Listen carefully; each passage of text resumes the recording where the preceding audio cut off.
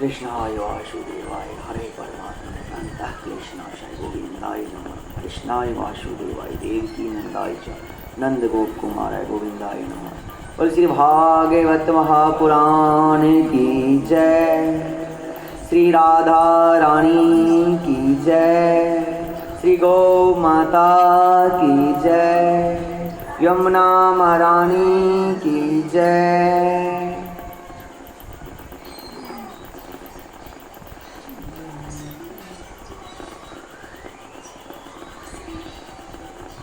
मनोस्तु शतरूपायां तिस्रा कन्याश्च यज्ञिरे आकुर्तिर्देवहूतिश्च प्रसूतिरिति विश्रुतः।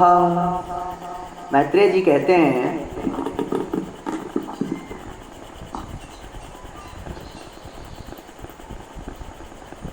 देखिए हम चतुर्थ स्कंध में प्रवेश कर गए हैं और चतुर्थ स्कंध में जो है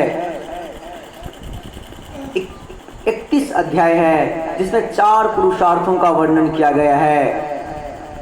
दक्ष प्रजापति के चरित्र के माध्यम से धर्म पुरुषार्थ का, ध्रुव चरित्र के रूप में अर्थ पुरुषार्थ का, काम पुरुषार्थ के रूप में तीर्थो चरित्र का और मोक्ष पुरुषार्थ के रूप में पुरंजन उपाख्यान का वर्णन किया गया है। आगे मैत्रेय जी कहते हैं, विदुर जी स्वयं मनु जो है, ब्रह्मा जी ही स्वयंभव मनु बन के आगे आए हैं महारानी शतरूपा के साथ। तो महारानी शतरूपा और स्वयंभव मनु को 5 संतान हैं, जिसमें 3 पुत्री है, आकुति, देवहूति और प्रसूति, और 2 पुत्र हैं, एक है प्रियव्रत और दूसरा है उत्तानपाद। तो पहले हम उनकी बड़ी बेटी आकुति के बारे में समझते हैं, जानते हैं। आकुति का विवाह होता है रुचि प्रजापति के साथ। रुचि प्रजापति से विवाह होता है और साक्षात यज्ञ नारायण का अवतार होता है। बोलिए यज्ञ नारायण भगवान की जय। और यज्ञ नारायण भगवान का विवाह जो होता है दक्षिणा देवी से होता है। तो देखेंगे यज्ञ जो है तभी पूर्ण होता है जब पंडित को, ब्राह्मणों को अच्छे से खुशी से दक्षिणा दी जाए। और यज्ञ भगवान से 12 पुत्र होते हैं। कौन कौन से? तोष, प्रतोष, संतोष, भद्र, शांति, इस प्रकार से उनके 12 पुत्र हैं। विदुर जी ब्रह्मा जी के मानस पुत्र अत्रि हैं। उनका विवाह जो होता है अनसुया से होता है। जब ब्रह्मा जी कहते हैं अनसुया को कि जाओ सृष्टि को विस्तार करो, संतान उत्पन्न करो, तो अत्रि और अनसुया जाकर के वृक्ष नामक कुल पर्वत पर तपस्या करने लगते हैं। और जब तपस्या करते हैं तो साक्षात ब्रह्मा, विष्णु, महेश प्रकट हो जाते हैं और अत्रि जी को कहते हैं कि मैं प्रसन्न हूँ, मांगो आप क्या चाहते हो। अत्रि जी कहते हैं हमने तो एक देवता जो देवों के मूल कारण हैं, मैंने उनकी तप किया था मैंने, लेकिन आप तो तीनों आ गए हैं, तो मुझे समझ में नहीं आ रहा है कि क्या मांगू मैं। भगवान विष्णु कहते हैं ये है ब्रह्मा जी जो कि सृष्टि की रचना करते हैं, मैं हूं विष्णु जो सृष्टि का पालन करते हैं, और ये हैं महेश जो सृष्टि का संहार करते हैं। हम तीनों से तुमको एक एक पुत्र होगा। तो ब्रह्मा जी के अंश से चंद्रमा, विष्णु जी के अंश से दत्तात्रेय जी और शंकर भगवान शिव के अंश से दुर्वासा ऋषि प्रकट होते हैं, अवतार लेते हैं। ये तो हो गई आकृति की कथा। अब देवहूति पे जाते हैं। देवहूति जो है नारद जी के मुख से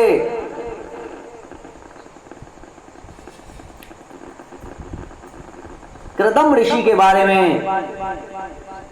बड़े सगुन चीज, बड़े सम्मानित चीजें सुन रखा है।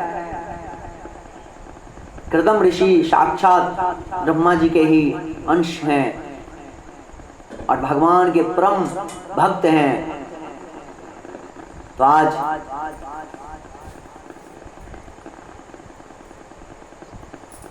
इधर कृदम जी जो हैं, जब ब्रह्मा जी कृदम जी को कहते हैं, कृदम ऋषि को, जाओ विवाह करो, संतान उत्पन्न करो, तो वो भी एक पर्वत पर बैठ करके भगवान नारायण का तपस्या करने लगते हैं। एक पैर पे बैठ करके आंखें बंद करके कई वर्ष तक, कई हजार वर्ष तक तपस्या जब करने लगे तो भगवान साक्षात नारायण प्रकट हो गए। और नारायण कहते हैं क्या मांगते हो? तो कहते हैं भगवान, ब्रह्मा जी का आदेश है कि मैं सृष्टि रचूं, लेकिन मैं चाहता हूं कि मेरे जैसा ही मुझे पत्नी मिले। तो कहते हैं उसी समय भगवान नारायण के आंखों से एक आंसू टपक गया, वही बिंदु सरोवर कहलाया। खुशी से नारायण जी कहते हैं, भगवान नारायण, कृदम जी मैं भी यही चाहता था, आप चिंता न करें। आज के तीसरे दिन स्वयंभव मनु स्वयं अपनी पुत्री देवहूति को आपके पास लाएंगे। आप उन्हें मना मत करना और देवहूति से विवाह करना, और आपके संतान के रूप में मैं स्वयं अवतार लूंगा, स्वयं आपके घर आऊंगा। आज कृदम जी बहुत खुश हो गए, फिर से तपस्या के लिए बैठ गए। इधर तीसरा दिन होता है। स्वयंभव मनु, महारानी शतरूपा और देवहूति आती है। स्वयंभव मनु कृदम जी से बात करते हैं, कहते हैं कि मैं अपनी पुत्री का विवाह आपके साथ करना चाहता हूँ। तो कृदम जी तो पहले कहते हैं कि मैं तो साधु महात्मा ठहरा, ना तो घर है ना तो द्वार है, मुझे क्या आप मेरे से विवाह करेंगे? कहाँ रखूँगा मैं? मुझे इस गृहस्थ में मत डालिए। लेकिन ऊपर से कहते हैं, लेकिन अंदर से तूने तो भगवान की बातें याद है कि भगवान ने हमें कहा है देवहूति से शादी करने के लिए, विवाह करने के लिए। तो देवहूति जो है, देवहूति और कृदम जी का विवाह होता है बड़े उत्सव से, बड़े धूमधाम से, बड़े सुंदर से। स्वयंभव मनु बहुत दहेज देते हैं, आशीर्वाद देते हैं दोनों को, और फिर अपने धाम को वापस आ जाते हैं। इधर देवहूति जो है कृदम जी को बहुत सेवा सत्कार करते हैं, इतने सेवा सत्कार में लीन हो गए हैं कि खुद को एक स्त्री जो है खुद की कपड़ों पे, खुद के शरीरों पे, बालों पे बिल्कुल ध्यान नहीं दिया और अपने पति की सेवा में लगे रहे। आज कृदम जी जो हैं देवहूति का परीक्षा ही ले रहे हैं, समझिए। कई हजार वर्ष बीत गए तो आज कृदम जी खुद कहते हैं देवहूति से, हे देवी, तुम मेरी पत्नी हो, तुमने मेरी बहुत सेवा किया है, मांगो तुम क्या चाहते हो। तो आज देवहूति कहते हैं, हे पतिदेव, हर पत्नी का तो यही आशा रहता है कि मैं गृहस्थ में आया, जब मैं गृहस्थ में आई हूँ आपके साथ, मेरा जीवन जो है आपका ही है, तो हमें संतान हो। ये कह तो दिया देवहूति, लेकिन अपने शरीरों पे ध्यान देने लगी। तो हजारों वर्षों से कृदम जी की जो सेवा कर रहे थे, निस्वार्थ सेवा, तो उनके शरीरों में मैल भरा हुआ था, कपड़ों पे मैल, अपने शरीर को देखने में उनको अच्छा नहीं लगता था कि कैसे मैं कृदम ऋषि के पास जाऊं। तो आज कृदम जी कहते हैं कि जाओ ये बिंदु सरोवर में तुम डुबकी लगाओ। जब बिंदु सरोवर में डुबकी लगाते हैं तो साक्षात नारायण का आंखों का आंसू का बिंदु है, वही सरोवर बन गया है। तो हजारों के संख्या में, लाखों के संख्या में देवहूति मैया की दासियां उत्पन्न हो गई, प्रकट हो गई और उनकी सेवा में लग गई। सुंदर सुंदर वस्त्र, सुंदर सुंदर गहने पहनाने लगे। उसके बाद करदम जी एक विमान मंगवाया और हजारों वर्षों तक साथ में देवहूति और करदम जी विहार करते रहे। उससे 9 कन्याएं उत्पन्न हुई। जब 9 कन्याएं उत्पन्न हुई तो आज करदम जी कहते हैं, देवहूति हमने शादी के लिए इसलिए हाँ किया था, तुम्हें याद होगा मैं तुम्हारे पिताजी से भी कहा था कि जब हमें संतान हो जाएगा तो फिर मैं संन्यास आश्रम को चले जाऊंगा, तो मुझे आज्ञा दो। तो आज देवहूति मैया कहते हैं, प्रभु हम चाहते हैं हमारी बेटी बड़ी हो गई, बड़ी हो जाए, उनकी आप शादी कर दो और बेटी तो अपने अपने घर चली जाएगी, तो हमें कोई ऐसा बेटा होता जो कि हमें हमारा भी ख्याल रखता।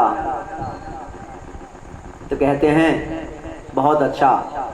तो आज कपिल देव भगवान जो हैं ज्ञानावतार, सांख्य शास्त्र के आविष्कारक,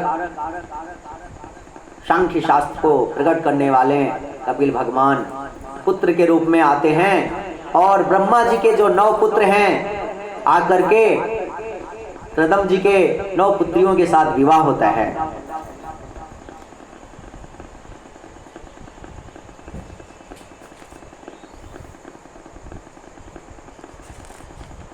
जब पुत्र भी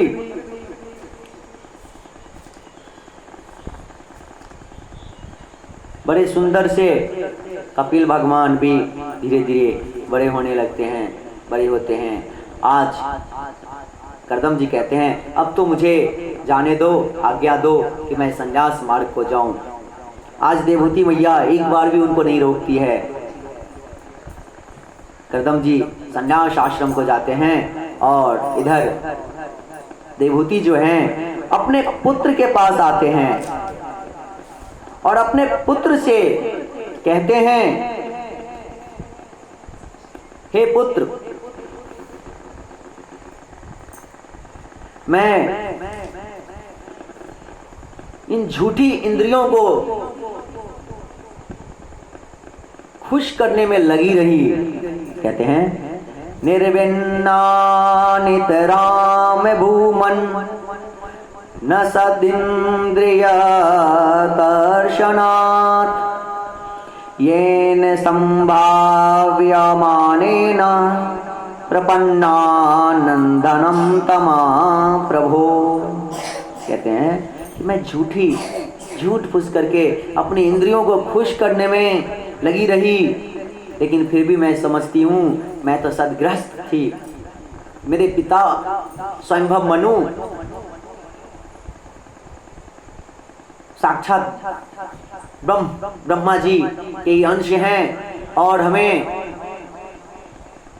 पति परमेश्वर भी हमारे जो है नारायण के परम भक्त करदम ऋषि मिले और अब हमारे पुत्र जो हमें उद्धार करेंगे, हमारे पति हमारे पुत्र के पास हमें छोड़ करके गए हैं, तो आप ही मेरा कुछ उद्धार करो, आप ही मुझे बताओ कि मैं अपने जीवन में कैसे खुश रहूं और इस अज्ञान की अंधकार जो है उसको दूर करके मैं प्रकाश की ओर जाऊं। मैं आपकी शरण में आई हूं। देवहूति माता को पता रहता है कि मेरा पुत्र जो है सिर्फ मेरा पुत्र नहीं है, साक्षात परम ब्रह्म है, भगवान नारायण के ही अंश हैं, ज्ञानावतार श्री कपिल जी हैं, कपिल भगवान। तो मुझे बताइए कि मैं क्या करूं। भगवान कहते हैं हमारे पास जो भी बंधन है उसका मुख्य कारण जो है हमारा मन है।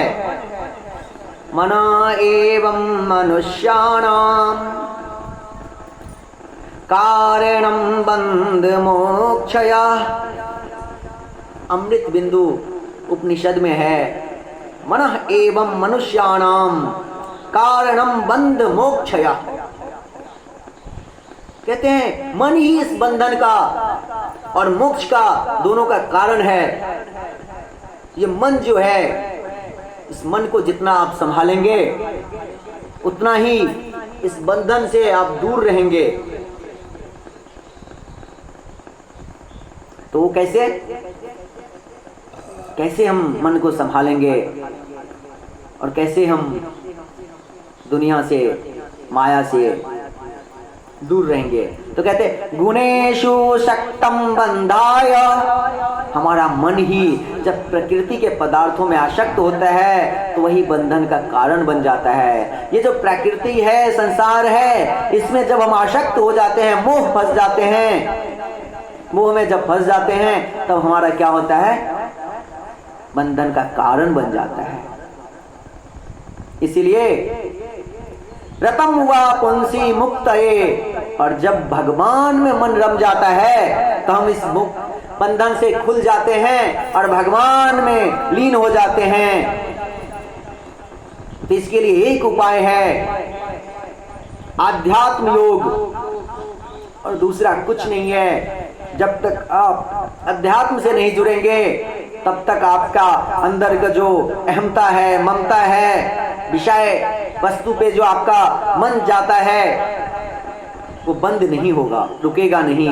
इसीलिए आपको जो है अध्यात्म योग के द्वारा भगवान हरि के नाम कीर्तन करना चाहिए, सत्संग करना चाहिए, क्योंकि सत्संग से बड़ा कुछ नहीं है। भगवान कृष्ण उद्धव जी को कहते हैं, हे उद्धव, इस संसार में अनेक प्रकार के धर्मों की बातें बताई गई है, लेकिन सत्संग जो है, साधुओं की संगति, गुरुओं की संगति, भक्तों की संगति, वही में सबसे ज्यादा भक्ति है, आनंद है, और मैं भी उसी में सबसे ज्यादा प्रसन्न होता हूं। यही मेरा मत है। कहते हैं सत्संगत्वे निस्संगत्वम, निस्संगत्वे निर्मोहत्वम, निर्मोहत्वे निश्चलत्वम, निश्चलत्वे जीवन मुक्ति। भज गोविंद में है ये श्लोक। सत्संग करने से धीरे धीरे क्या होता है? विषयों का संग छूट जाता है। हमारे अंदर जो मोह माया है, आसक्ति है किसी चीजों से, वो दूर हो जाता है। इसीलिए आप अध्यात्म योग के बल से, अध्यात्म योग के द्वारा आप सत्संग करो।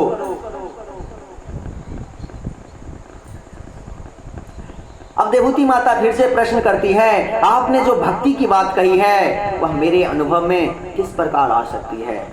मुझे उसका कोई उपाय बताइए। इस पर कपिल जी उपाय बताते हैं कि तुम अपनी सारी इंद्रियों को भगवान के रूप, नाम, गुण, लीला के चिंतन में लगा दो। हमारे जो ज्ञानेंद्रियां हैं, हमारी जो कर्मेंद्रियां हैं, हमारा जो मन है, इन सब को भगवान के रूप, नाम, गुण, लीला श्रवण करने में, चिंतन करने में, कर्म करने में लगा दो। यही सबसे बड़ा और अच्छा उपाय है।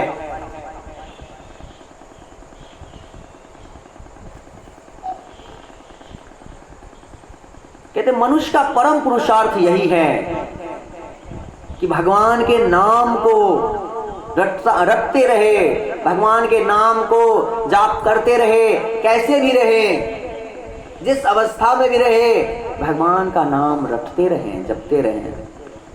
एक बार हमारे सनातन गोस्वामी जब भी सुबह को अपने नित्य कर्म में जाते थे तो अपने होठ को जोर से दोनों हाथ से पकड़ लेते थे।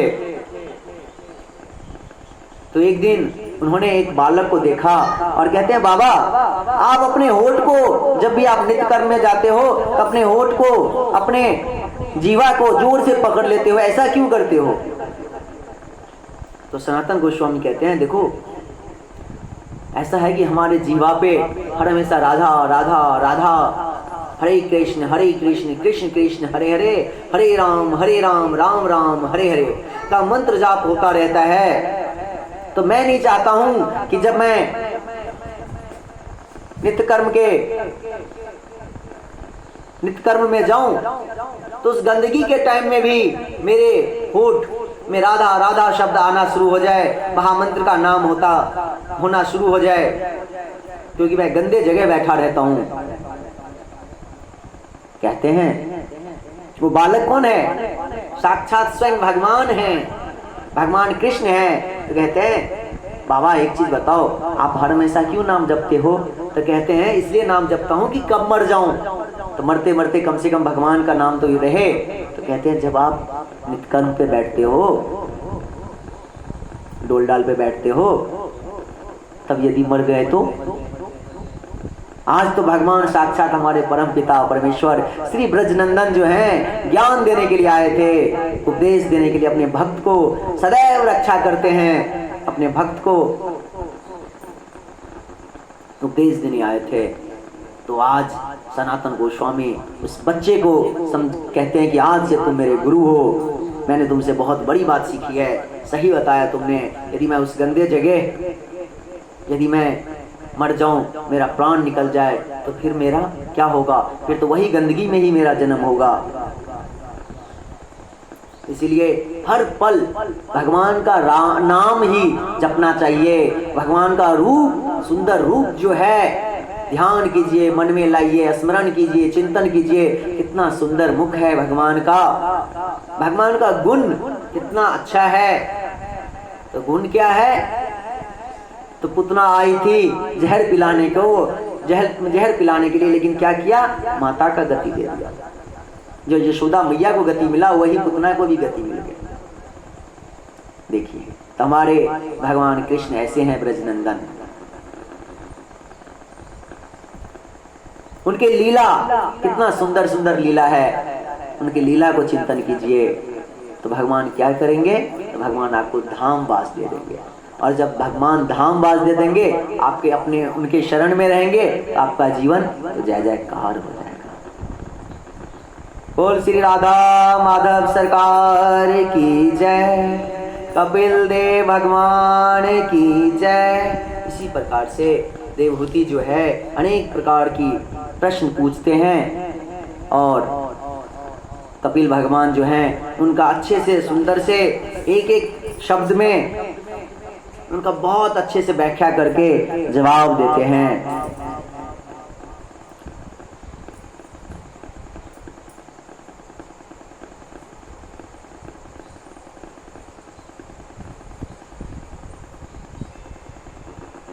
कपिल देव कहते हैं सर्वभूतेषु चात्मानं सर्वभूतानि चात्मनि इच्छेतान्य भावेन भूतेषु तदात्तताम्। कहते हैं भगवान जो है हर प्राणियों में विद्यमान है, हर आत्मा में विद्यमान है। इसलिए हर मनुष्यों को भी हम जब देखें, हर प्राणियों को भी जब हम देखें, तो उसमें हमें यही सोच होना चाहिए कि ये जो है भगवान के ही अंश हैं।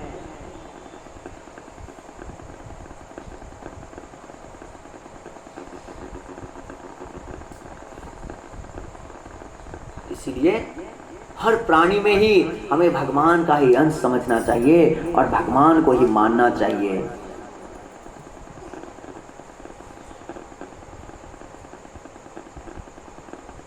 इसी प्रकार से फिर भक्ति योगों का उन्होंने बड़े सुंदर से व्याख्या किया।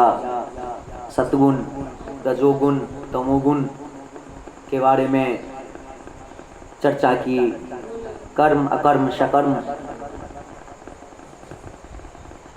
सब, इन सब की चर्चा की। मनुष्यों की क्या गति होती है जन्म से लेकर के मृत्यु तक, उनकी हर एक प्रकार का गति कपिल देव बताते हैं। आज देवहूति मैया को बड़े सुंदर से उनका संतुष्टि मिल गया, और जब संतुष्टि मिल गया, देवहूति मैया जो हैं आज ध्यान में मग्न हो गई, और वहां पे अनेक प्रकार के 8 सिद्धियां आती। देवहूति मैया ध्यान में रहते हैं, मग्न रहते हैं, ध्यान में तपस्या में लगे रहते हैं। 8 सिद्धियां आकर के उनकी रक्षा करते हैं, उनकी सेवा सत्कार करते हैं। और हमारे कपिल देव भगवान जो हैं अपनी माता को उद्धार करके गंगा सागर की तरफ चल पड़े। और आज भी गंगा सागर के निकट हमारे कपिल देव भगवान तपस्या कर रहे हैं और उनके बल से ही हम आप जो हैं भक्ति मार्गों में आगे बढ़ रहे हैं। बोले श्री राधा माधव सरकार की जय, भक्ति महारानी की जय।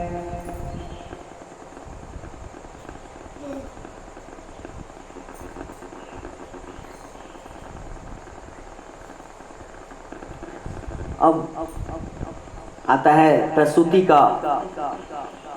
आकृति देखा, देवहूति देखा, प्रसूति। तो प्रसूति जो है, प्रसूति का विवाह दक्ष प्रजापति से होता है। उनको 16 कन्याएं होती है, उसमें से 13 कन्या को धर्म के साथ, चंद्रमा के साथ, एक कन्या को धर्म को, एक कन्या को अग्नि को, और एक कन्या जो रहती है उसको भोलेनाथ से विवाह कर देते हैं। सब कन्याओं का तो गृहस्थ जीवन बहुत सुखमय रहा, लेकिन भोलेनाथ का कोई परिवार आगे वंश नहीं बढ़ा सती से। तो आज विदुर जी फिर से प्रश्न पूछते हैं कि महाराज भोलेनाथ तो बड़े सुंदर शील भाव के हैं, तो फिर आगे उनका वंश क्यों नहीं बढ़ा? तो आज शिव और सती की कथा को मैत्रेय मुनि सुनाते हैं, जो कि हम लोगों ने परसों ही बड़े विस्तार से कथा सुना है। तो इसीलिए अभी विस्तार से जाने की नहीं है, जरूरत नहीं है। अभी हम यही समझेंगे कि माता सती जो हैं अपने पिता के यज्ञ में आती है और पति का अपमान देख करके अपने शरीर को वहीं पे त्याग देती है। और उसी समय भोलेनाथ शिव जी ने एक अपने रुद्र को, वीरभद्र को भेजते हैं और पूरे यज्ञ को तहस नहस करता है। उसके बाद दक्ष प्रजापति को बकरे का मुख लगता है और दक्ष प्रजापति को भगवान स्वयं नारायण आकर के समझाते हैं। उसके बाद दक्ष प्रजापति भगवान नारायण से ज्ञान प्राप्त करते हैं, शिव जी के चरणों में गिरते हैं।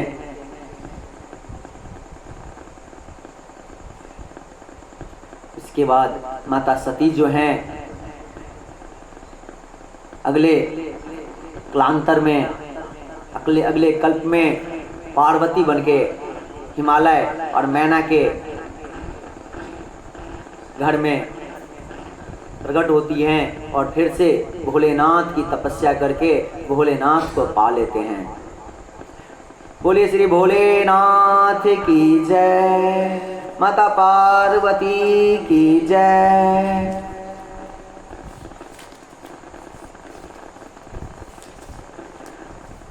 ये तो हो गया तीनों पुत्री की कथा।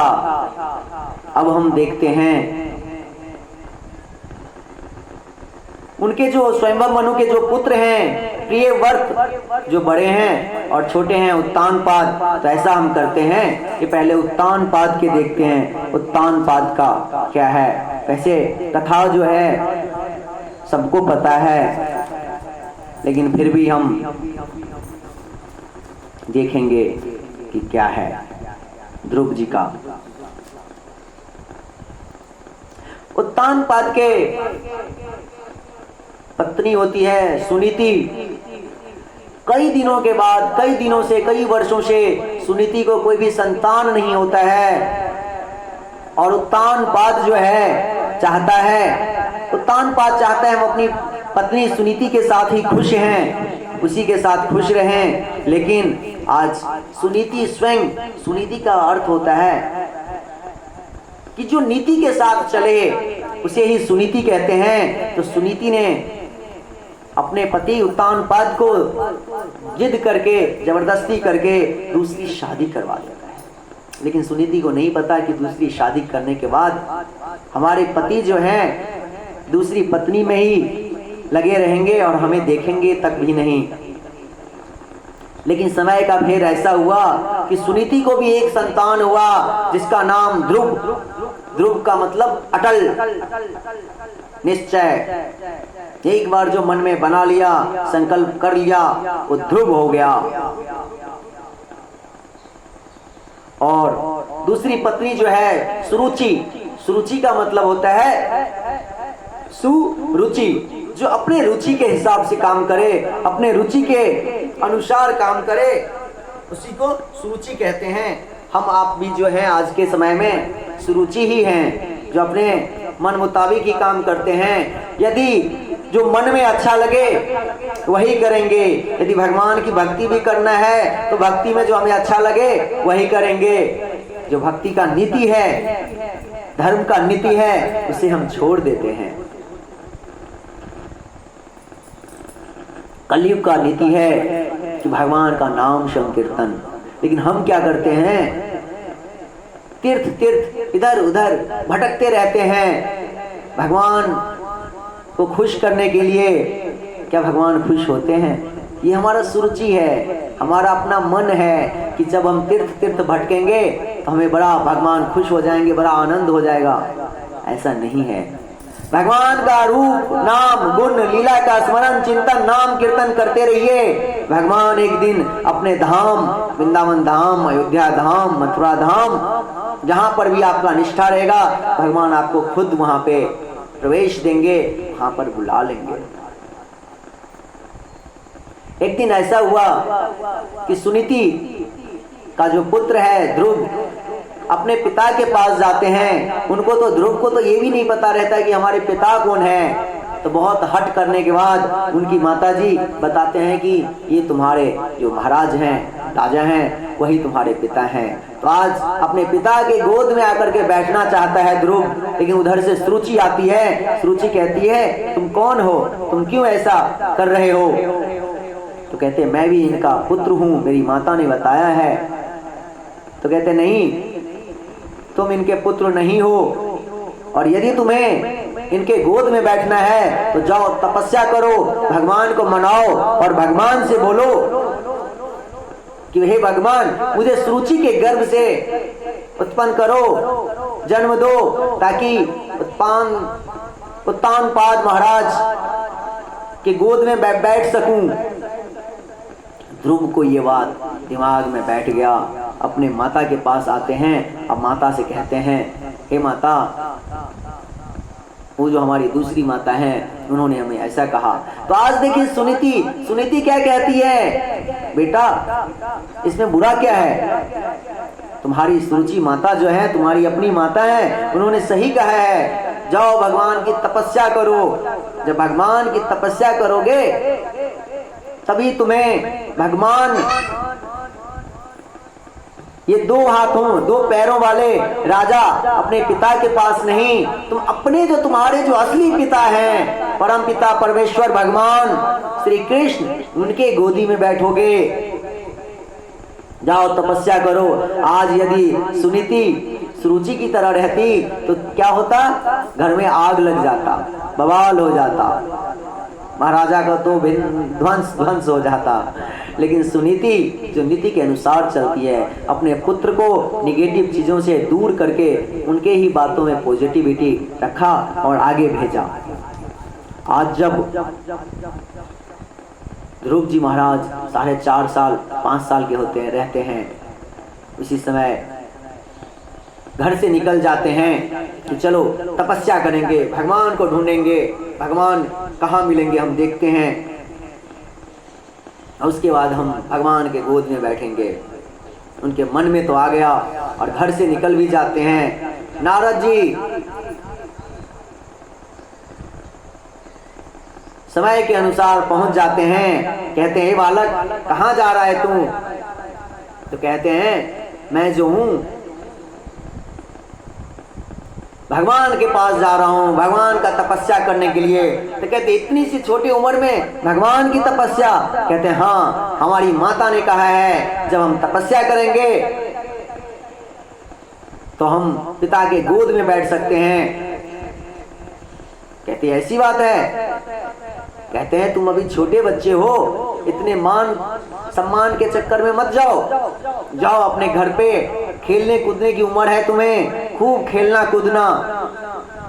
कहां तुम जंगल जंगल भटकोगे भगवान को खोजने के लिए? कहते हैं बाबा जी बताना है तो सही मार्ग बताओ, नहीं तो मेरे मार्गों से हट जाओ। ध्रुव का जो मतलब ही होता है अटल, एक बार निश्चय कर लिया तो वही करना है। आज नारद जी को भी आश्चर्य लगता है। नारद जी कहते हैं, अहो तेजा क्षत्रियाणाम मान मान, अहो तेजा क्षत्रियाणाम मान भंग दृश्यताम बालोप्ययम हृदय दत्ते यत् समातुर सद्वचा। कहते हैं कि 5 साल की उम्र के बच्चे को तो इसकी जिद तो देखो, इसकी बात करने की तरीका तो देखो, इनके अंदर में ताकत तो देखो। ये बच्चा साक्षात भगवान के ही अंश है और ये भगवान को जरूर पा करके रहेगा।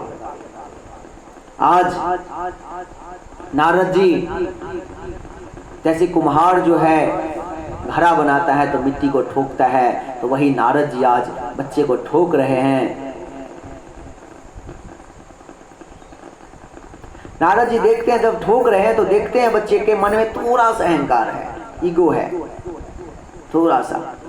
किस चीज का ईगो? ये है कि हमारी सुरुचि माता ने कहा है तुम तपस्या करो, फिर मेरे गर्भ से जन्म लोगे, फिर महाराज के पास बैठोगे।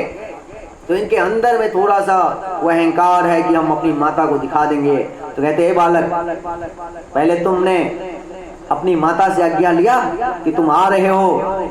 तो कहते हैं हाँ हमने बड़ी अपनी माता से आज्ञा ले लिया। तो बोलते क्या तुम्हारी छोटी माता है उनसे आज्ञा लिया? तो कहते नहीं। क्या तुमने अपने पिता से आज्ञा लिया? नहीं। तो जाओ पहले अपनी छोटी माता से आज्ञा लेके आओ और फिर मैं उसके बाद तुम्हें सही मार्ग बताऊंगा। तो ध्रुव जी जाते हैं, अपनी सुरुचि माता से भी उससे क्या होता है, अहंकार दूर होता है, अहंकार नाश होता है, झुकने से अहंकार नाश होता है।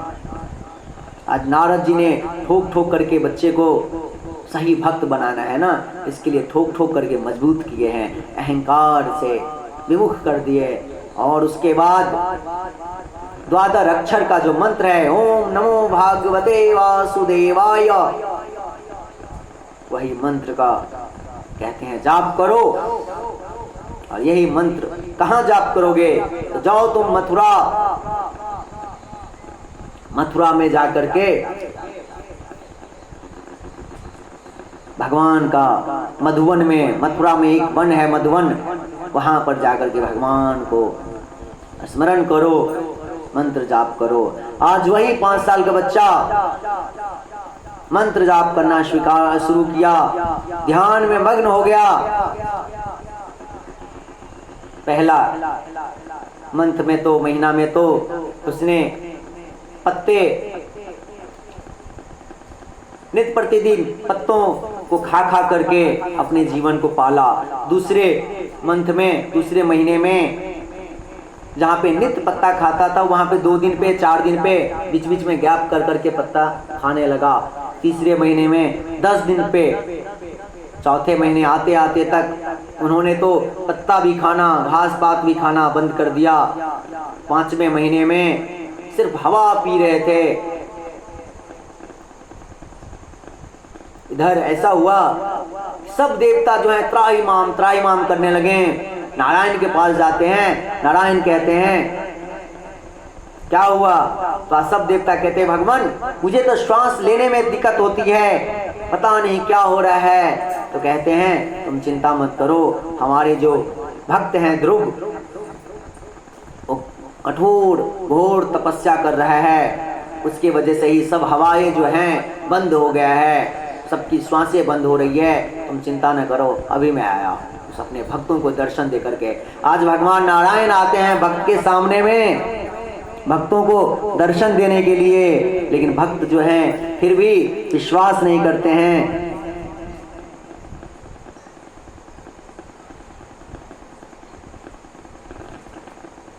कहते हैं बालक आंखें खोलो, मैं देखो जिसका तुम ध्यान कर रहे हो मेरे सामने, मैं तुम्हारे सामने हूं। लेकिन आज ध्रुव महाराज जो है तपस्या में लिग्न है, वो अपना आंखें नहीं खोल रहे हैं। तो भगवान ने क्या किया, चुटकी बजा करके उनकी आंखों के सामने जो सुंदर छवि भगवान नारायण का छवि आ रहा था, एक पल के लिए गुमसा हो गया आंखों के सामने, आंखों के जल सामने से दूर हो गया। तो यूं ही आंखें खोलता है, देखता है कि साक्षात भगवान। कहते हैं क्या मांगोगे, मांगो। कहते हैं भगवान अब तो मुझे कुछ नहीं चाहिए, बस मैं आपका भक्त बनना चाहता हूँ। तो कहते हैं ऐसा तो नहीं, मैं यदि आया हूँ तो कुछ तो मांगना ही पड़ेगा। तुम्हारी जो मनोकामना थी वो पूर्ण होगा, जाओ तुम अपने पिता के राज्य को 36,000 वर्षों तक राज्य करो, उसके बाद ध्रुव पद को प्राप्त करो, वहीं पे मेरा भजन कीर्तन करते रहना। कहते हैं बहुत अच्छा।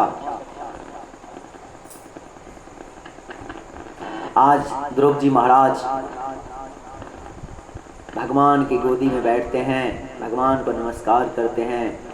सुनीति माता ने कितनी अच्छी बातें बताई कि भगवान की तपस्या करोगे तो भगवान जो असली पिता है तुम्हारे, उनके गोदी में बैठोगे। तो आज भगवान ध्रुव जी को अपने गोदी में बिठा करके लाड़ और प्यार कर रहे हैं। उसके बाद ध्रुव जी को कहते हैं जाओ तुम अपने पिता के राज्य पे राजी करो।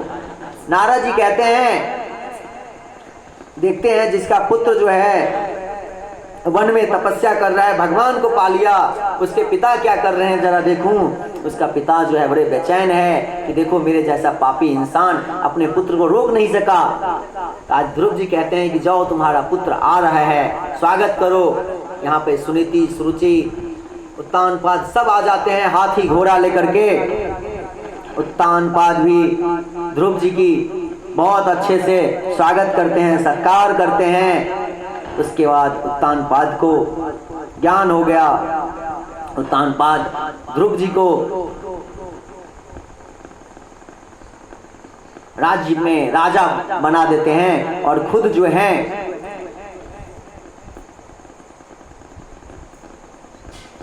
अपना आगे की वनप्रस्थ प्रवेश करते हैं, वनप्रस्थ में प्रवेश कर देते हैं। ध्रुव जी महाराज बहुत सुंदर अपना राज्य कर रहे थे और सुरुचि का एक पुत्र होता है उत्तम। आज उत्तम शिकार खेलने के लिए गया, जब शिकार खेलने के लिए गया तो गंधर्वों ने उत्तम को मार दिया। तो सुरुचि भी अपने पुत्र के खोज में जंगल गई, तो जंगल में अचानक आग लगा और वहीं पे सुरुचि भी स्वाहा हो गई। ध्रुव जी को पता चला कि गंधर्वों ने मेरे भाइयों को, मेरे भाई उत्तम को मार दिया है। ध्रुव जी आते हैं, गंधर्वों को से युद्ध करते हैं। फिर साक्षात स्वयंभव मनु आकर के ध्रुव को समझाते हैं कि तुम्हारे जैसे भक्तनिष्ठ, भक्त प्रेमी ऐसा नहीं करते हैं, जाओ शांति से, खुशी से, भक्ति के साथ राज्य करो। आज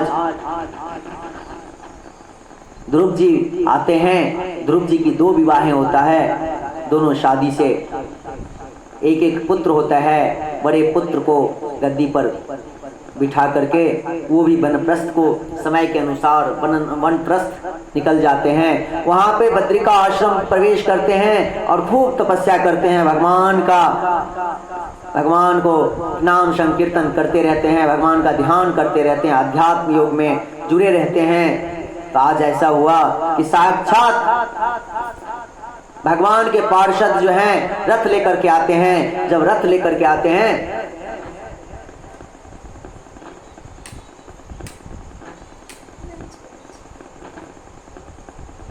रथ लेकर के आते हैं और जब रथ पे बैठने लगते हैं तो काल जो है मृत्युदेव आ जाते हैं। कहते हैं, भगवान, हे ध्रुव जी महाराज, बिना मेरे मस्तक पे पैर रखे कोई भगवान के पास नहीं जा सकता है, तो आप मेरे मस्तक पे पैर रख करके आप इस विमान पे चढ़िए। तो कहते हैं, जैसी आपकी इच्छा। मृत्यु के मस्तक पे पैर रख करके विमान में चढ़ते हैं। जो ही आगे जाते हैं तो कहते, रुकिए रुकिए, एक गलती हो गया मुझसे। मेरी माँ सुनीति जो है मेरी इंतजार कर रही होगी, मैंने उनको बताया नहीं। तो कहते हैं, जिस कुल में आपके जैसा गुणवान भक्त, भगवान के परम भक्त जन्म लेगा, उस घर में उसकी माँ जो है पहले ही उसका उद्धार होगा, उसके माता पिता का। तो आपकी माता जो है, देखिए आपके आगे आगे रथ पे सवार हैं, अभिमान में भगवान के पास जा रहे हैं। आज ध्रुव जी महाराज बहुत प्रसन्न हो गए और ध्रुव पद को पा करके आनंद से भगवान का तपस्या करते हैं, भगवान का ध्यान करते हैं।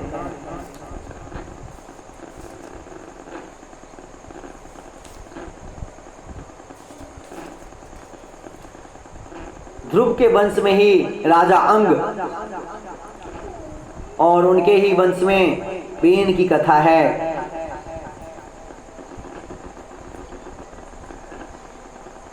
ध्रुव के पुत्र उत्कल ने राज्य स्वीकार किया और उनके ध्रुव का पुत्र जो उत्कल था वो बड़ा विरक्त था, इसलिए वत्सर को राजा बनाया था। और उनके ही वंश में राजा अंग हुए और बेन हुए, जो कि बेन जो था बहुत ही दुष्ट था।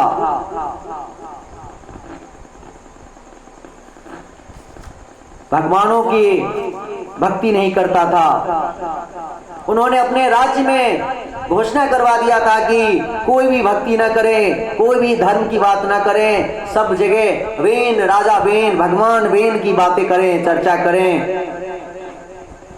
सब ब्राह्मण साधु समझाते थे बेन को, लेकिन बेन एक पल भी नहीं मानता, एक बात भी नहीं मानता था। सब साधुओं को क्रोध आया, उन्होंने एक बार हुंकार किया, उसी में बेन की मृत्यु हो गई। जब बेन की मृत्यु हो गई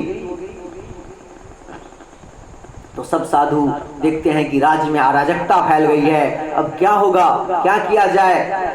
तो कहते हैं, बेन के ही शरीर को मंथन किया जाए। जब बेन को मंथन किया जाता है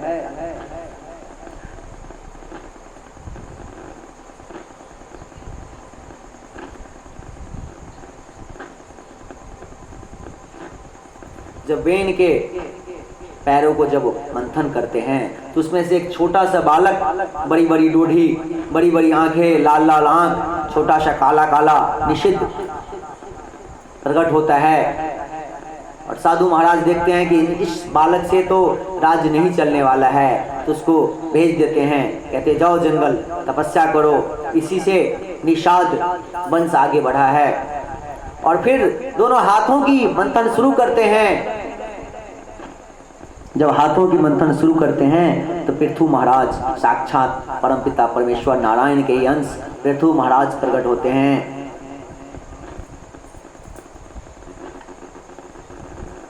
और पृथु महाराज के साथ दाहिने हाथ के मंथन से पृथु महाराज, जो कि नारायण के अंश हैं, और बाएं अंग से माता आर्ची, जो कि लक्ष्मी है, स्वयं प्रकट होती हैं। और माता आर्ची, पृथु महाराज लक्ष्मी नारायण ही हैं। बोलिए पृथु महाराज की जय।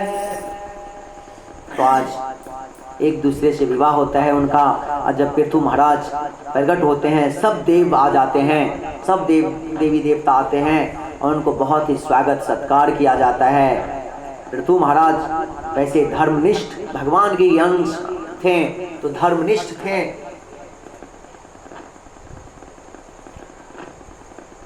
और उन्होंने अपने राज्य में देखा कि मेरे राज्य में जो है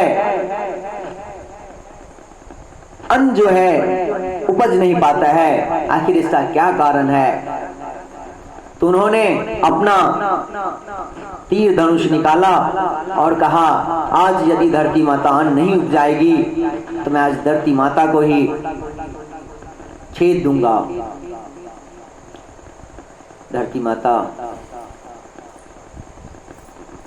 जैसे कि रामचंद्र ने समुद्र को बार बार आग्रह किया लेकिन समुद्र ने रास्ता नहीं दिया, तो राम भगवान अपना धनुष निकालते हैं, अपना बाण निकालते हैं। उसी प्रकार आज पृथु महाराज भी अपनी बाण को कमान पे लगाते हैं कि धरती माता प्रकट हो जाती है गौ के रूप में और कहती है, हे महाराज आप मुझे दूह लीजिए, जितना दूहना है दूह लीजिए। और आपसे निवेदन है कि इस धरती को कहीं ऊंचा कहीं नीचा है तो ऐसा कीजिए कि हमें समतल कीजिए ताकि सही से मैं अन्न उपजा सकूं, क्योंकि कहीं ऊंचा कहीं नीचा है तो कहीं बारिश बहुत होती है, इसके वजह से अन्न खराब हो जाता है, तो कहीं बारिश ही नहीं हो पाती है। तो कहते हैं ठीक है। आज पृथु महाराज जो हैं ब्रह्मा जी को बछड़ा बना करके, इंद्र को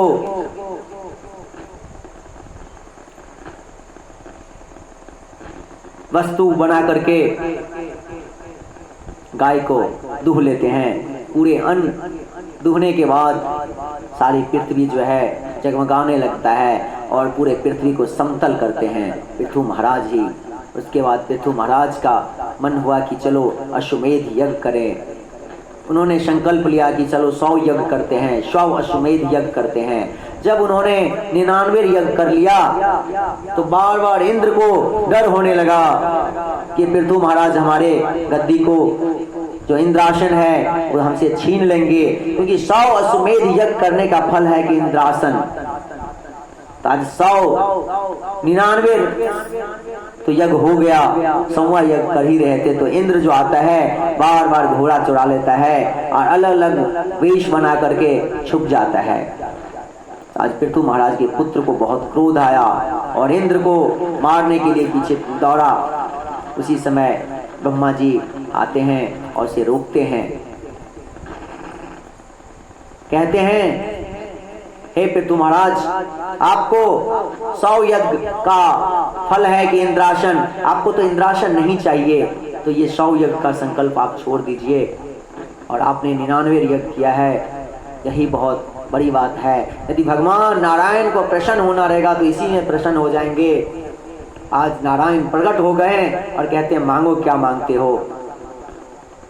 तो कहते हैं महाराज वैसे तो हमें कुछ नहीं चाहिए, हे भगवान यदि आप देना ही चाहते हैं तो मुझे 10,000 कान दे दीजिए, 10,000 कान हो जाए ताकि मैं हर कानों से आपका ही कथा गुणगान सुनता रहूं। तो आज भगवान नारायण पृथु महाराज को 10,000 कानों का सुनने की जो क्षमता है, शक्ति है, वो यही दोनों कान में दे देते हैं और पृथु महाराज बड़े सुंदर से कथा श्रवण करते रहते हैं, आनंद से रहते हैं। देखिए कथा तो बड़ा विस्तार है लेकिन समय के हिसाब से चलना पड़ेगा। हरे कृष्णा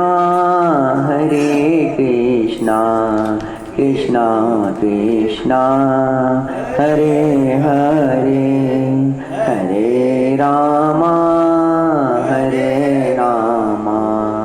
रामा रामा हरे हरे, हरे कृष्णा कृष्णा कृष्णा हरे हरे, हरे रामा रामा रामा हरे हरे। आज राजा पृथु महाराज को सनत कुमारों का उपदेश मिलता है।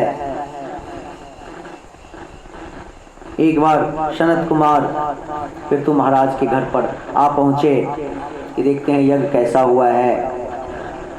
जब देखने के लिए पहुंचते हैं तो आज पृथु महाराज सनत कुमारों से कुशल मंगल पूछते हैं, कैसे हैं आप, क्या हैं। सनत कुमार भी पूछते हैं तो कहते हैं मैं कुशल नहीं हूँ। फिर तो महाराज कहते हैं कि मैं कुशल नहीं हूँ। तो क्यों नहीं कुशल हैं आप? इतने बड़े राजा हैं, साधु निष्ठ हैं, भक्तिमय हैं, फिर भी आप कुशल नहीं हैं। तो कहते हैं मुझे महापुरुषों के साथ कभी सत्संग नहीं होता है, इसलिए मैं खुश नहीं हूँ। तो मुझे सत्संग चाहिए। तो आज सनत कुमारों के साथ सत्संग करते हैं और सत्संग से श्रेय मार्ग जो है सनत कुमार पृथु महाराज को श्रेय मार्ग बताते हैं और बहुत सुंदर से कथा जो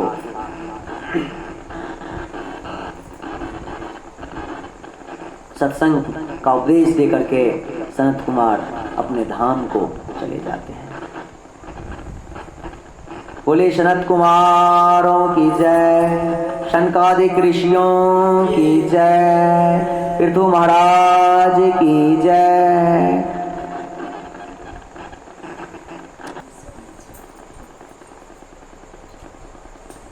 पृथु महाराज को आज सनत कुमारों के उपदेश से पता चल गया कि संसार में निष्काम भक्ति ही सबसे बड़ी भक्ति है। आज पृथु महाराज अपने पुत्रों को अपना राज्य दे करके और आगे निकल गए वनप्रस्थ को, संन्यास आश्रम को, निष्काम भक्ति करने लगे।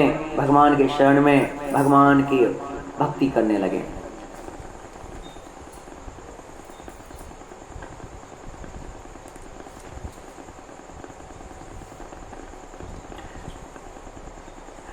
पृथु महाराज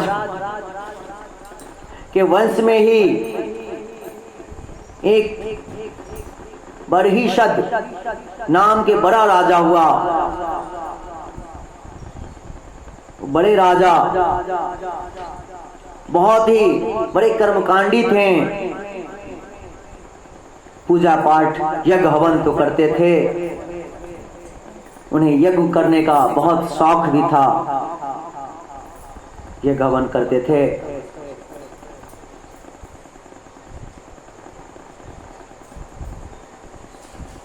मैत्रेय ऋषि कहते हैं कि उन्होंने इतना यज्ञ किया, इतना यज्ञ किया कि पूरे संसार में कुश ही कुश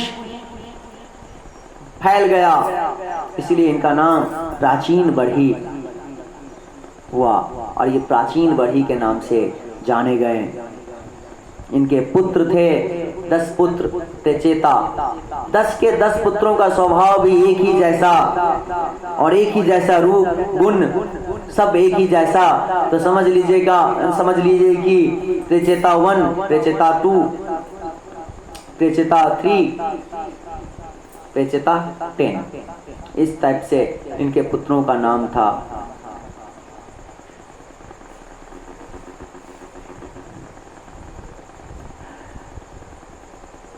वे भी भागवत भक्त थे और कर्मकांडी नहीं थे।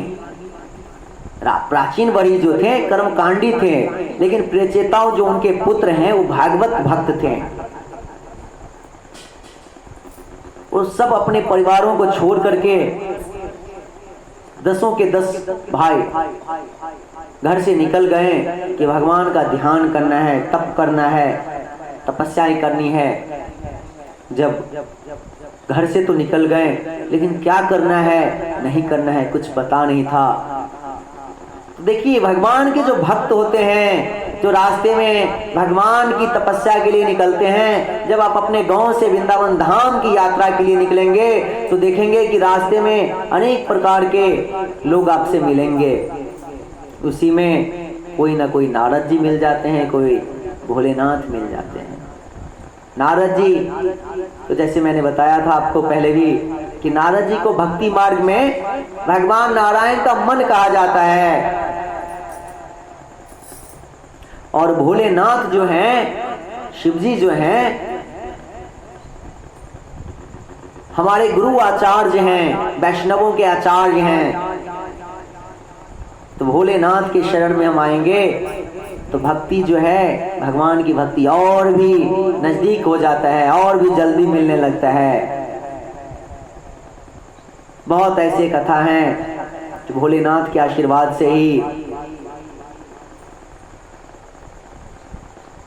भगवान कृष्ण के रास में भी प्रवेश मिलता है।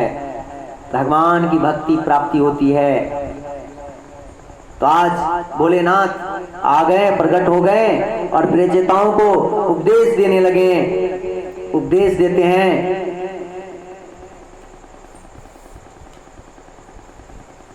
और निष्काम भक्ति के बारे में बताते हैं कि निष्काम भक्ति क्या होता है। शंकर भगवान के उपदेशानुसार प्रेचेता जो हैं भक्ति में लग गए, लेकिन इधर भोलेनाथ तो उनके प्राचीन वड़ी के पुत्रों को सही मार्ग बता दिया। अब नारद जी का मन हुआ कि चलो त्रिचेता तो सही गण भगवान श्री भोलेनाथ महादेव के बल से उपदेश से सही मार्ग पे आ गया, चलो उनके पिता को सही मार्ग पे लाया जाए। आज नारद जी आते हैं, प्राचीन वड़ी को कहते, देखो तुम जो इतने यज्ञ करते हो, और यज्ञ तो करना अच्छी बात है, लेकिन यज्ञ में क्या करते हो, पशु का बलि देते हो, ये बहुत गलत है। तुम देखो ऊपर की ओर सब पशु जो हैं तुम्हें इंतजार कर रहे हैं, जब भी तुम जाओगे तो सब पशु मिलके तुम्हें नोच नोच करके खाएंगे। आज नारद जी जो हैं पुरंजन उपाख्यान के बारे में, पुरंजन उपाख्यान एक बहुत ही सुंदर कथा है। आज नारद जी प्राचीन वड़ी को समझाते हैं, कि पुरंजन नाम का एक राजा था, उसका एक मित्र था अविज्ञात। वह पुरंजन राजा था, पूरे सारे पृथ्वी पर घूमता था। घूमते घूमते एक ऐसे द्वार पे गया, वहां पे एक स्त्री थी, उसको बड़ी पसंद आ गई और उस स्त्री को कहती है कि मेरा नाम पुरंजन है, तुम मुझसे विवाह कर लो और पुरंजनी बन जाओ। वो स्त्री जो है पुरंजन से विवाह हो जाता है, पुरंजनी बन जाती है। और पुरंजन जो है स्त्री में आसक्त हो गया। जब वो स्त्री हंसती तो पुरंजन भी हंसता, जब वो स्त्री रोती तो पुरंजन भी रोता, अनेक प्रकार का देखता। एक दिन ऐसा हुआ कि पुरंजनी को बिना बताए ही पुरंजन शिकार खेलने को चले गया। जब शिकार खेलने को गया तो शिकार खेल करके आ रहे हैं तो सब दासियां कह रही है कि महारानी जो है आज बहुत क्रोध में है। पुरंजन शयन कक्ष में जाता है, देखता है कि महारानी क्यों क्रोध में है। आज पुरंजन जो है माफी पे माफी मांगता है कि मुझे माफ कर दो, मुझे गलती हो गया। बाद में जाकर के पुरंजनी जो है इसके ऊपर उनको माफी दिया। अब तो पुरंजन जो थे और ही कुछ ज्यादा आसक्ति में अपनी पत्नी पुरंजनी के आसक्त में हो गए।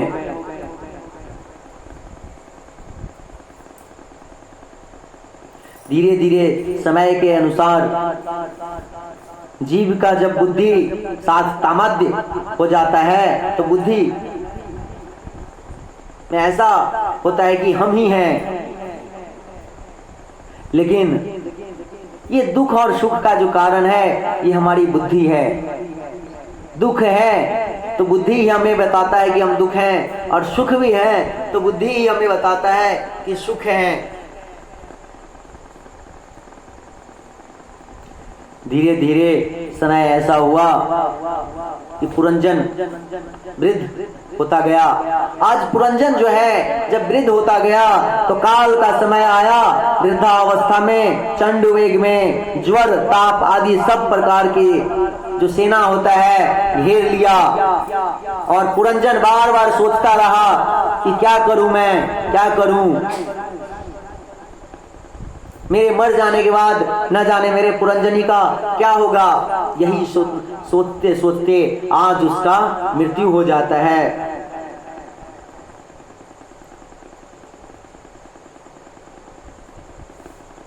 जब मृत्यु हो जाता है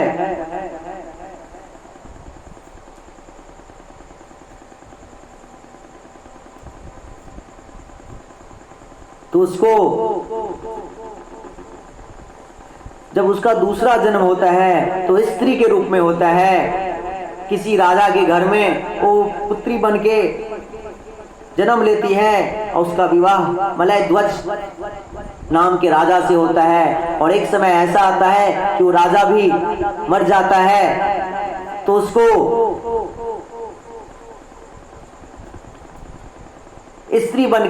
स्त्री जो रहती है उसकी पत्नी वो सती बनने के लिए ही कोशिश करती है कि मैं अपने पति के साथ मैं भी अपना शरीर छोड़ दूं। तो उसी समय अविज्ञात जो उसका मित्र रहता है आ जाता है और उसको समझाता है कि तुम अपने आप को क्यों सती बना रहे हो, अपने आप को क्यों जला रहे हो, ज्ञान का पर्दा खोलो, तुम कोई स्त्री नहीं हो, तुम पुरंजन हो। आज नारद जी पुरंजन उपाख्यान को बड़े विस्तार से सुनाते हैं कि देखो हमारा मन जो है दुख सुख का कारण है, हमारी आसक्ति, आज तुम आसक्ति स्त्री में आसक्त हो गए इसीलिए उसको स्त्री बनना पड़ा। प्राचीन बढ़ी को धीरे धीरे उनकी बुद्धि जो है शांत होता गया और नारद जी जैसे उपदेशक हो अच्छे अच्छों की बुद्धि तो शांत हो ही जाती है। उन्होंने ये भी नहीं सोचा कि हमारे जो पुत्र हैं जंगल गए हुए हैं प्रचेता, कि भैया जरा उनको आने दो, आने के बाद उनको मैं राज्य उसके हवाले कर दूं, उसके बाद फिर मैं आगे जाऊं भक्ति के लिए वनप्रस्थ को जाऊं। आज प्राचीन वढ़ी नारद जी से ज्ञान प्राप्त किया और आज ही राज्य को छोड़ करके वनप्रस्थ को निकल गए। अब विदुर जी पूछते हैं कि महाराज ये उन प्रचेताओं का जो 10 पुत्र था उनका क्या हुआ? तो मैत्रेय ऋषि कहते हैं जब वो तपस्या करने के लिए गए थे तो नारायण सरोवर पर तो शिव जी का आशीर्वाद उनको मिल ही गया और इससे नारायण भगवान बहुत प्रसन्न हो गए और तपस्या के बाद भगवान नारायण स्वयं प्रकट हो गए और कहते हैं कि मैं तुम्हारी भक्ति से बहुत खुश हूँ, सदैव तुम पर भक्ति बना रहे। अब जाओ तुम अपने तुम्हारे जो राज्य हैं वहां राज्य करो, तुम सबका विवाह जो है मनीषा नाम की सुंदर कन्या से होगा। आज सब प्रचेता आते हैं, जब देखते हैं कि उनके राज्य में बड़े बड़े वृक्ष फैल गया है, राज्य तो दिख ही नहीं रहा है कहीं पे, सबको काटना शुरू करते हैं जंगलों में। उसी समय चंद्रदेव प्रकट होते हैं और कहते हैं हे प्रचेताओं, तुम्हें वृक्षों को काटना नहीं चाहिए, वृक्षों का तो रखवाली करना चाहिए, उसमें जल देना चाहिए, यही वृक्ष से तो तुम्हें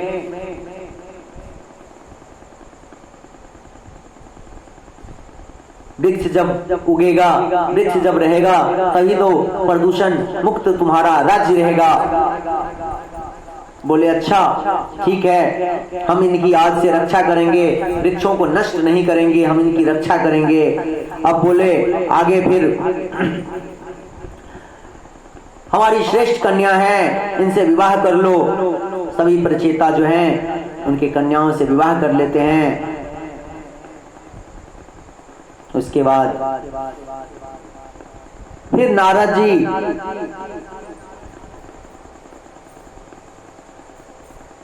जी फिर से आते हैं और उसके बाद उनको उपदेश देते हैं, सारे प्रचेतागण मुक्त हो जाते हैं।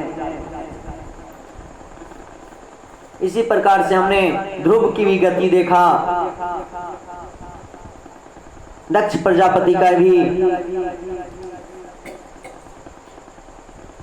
मुक्ति देखा है। प्राचीन बढ़ी पुरंजन उपाख्यान के साथ चारों पुरुषार्थों का हमने देखा है। अब चतुर्थ स्कंद विश्राम होता है, पंचम स्कंद में हम प्रवेश करते हैं। पंचम स्कंद को कहा जाता है स्थान।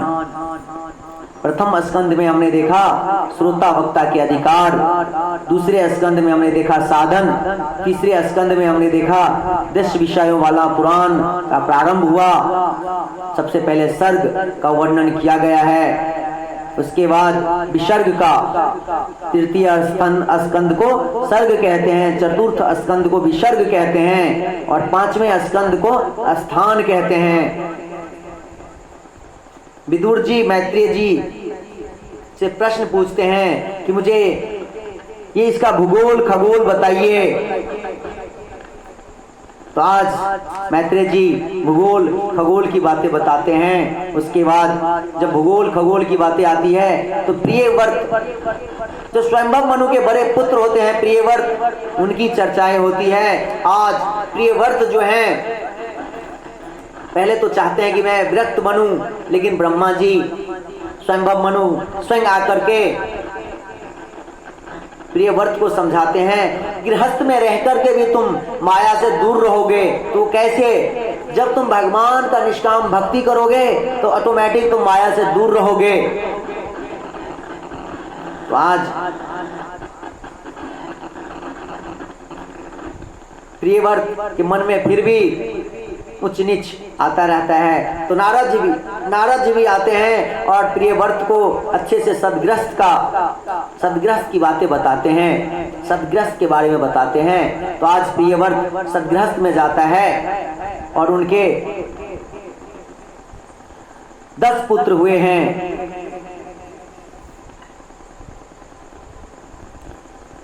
उनमें से 10 में जो 3 पुत्र थे वो ब्रह्मचारी बन गए, विरक्त हो गए, और बाकी के जो पुत्र थे स्मृतिशाली, गौरवशाली, बहुत ही सुंदर अच्छे मार्ग पे जाकर के अपना अपना राज्य किया।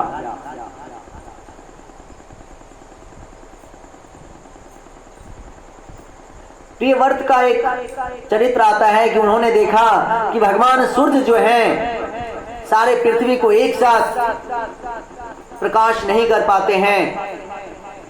तो आज प्रियव्रत ने एक रथ मंगाया और रथ पे सवार होकर के पृथ्वी की परिक्रमा करके सूर्य की गति को रोक दिया, जिससे क्या हुआ, चारों तरफ प्रकाश ही प्रकाश रहा, रात नहीं हुआ। कई दिन ऐसा हो गया तो सब मजदूर पूरे दिन काम ही करते रहते थे, सोते नहीं थे। तो ब्रह्मा जी स्वयं आकर के प्रियव्रत को समझाते हैं कि पुत्र ऐसा मत करो, जब रात नहीं होगा तो सोएंगे कब, आराम कब करेंगे, जब आराम करेंगे तभी तो कुछ अच्छे काम करेंगे। तो प्रियव्रत ने अपने गति को रोक दिया, सूर्य की गति को रोक करके उनका रथ का जो पहिया था 7 भागों में विभक्त हो गया और उसी से 7 समुंदर बना। अब प्रियव्रत सोचने लगे, हमारे पिता हमारे दादा हमें गृहस्थ में फंसा करके रख लिए हैं, चलो अपने पुत्र को गद्दी पे बिठा करके हम आगे निकलें। आज प्रियव्रत अपने पुत्र आग्रिद्र को गद्दी पर बिठा करके वनप्रस्थ को जाते हैं। उनके ही ज्येष्ठ पुत्र हुआ है नाभि।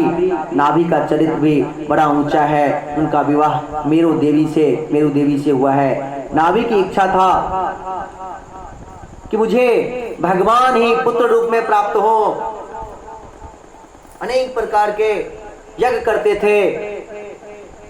ब्राह्मण जो थे भगवान से प्रार्थना करते थे, हे भगवान हमारे जजमान पे प्रसन्न हुई। भगवान प्रसन्न हो गए।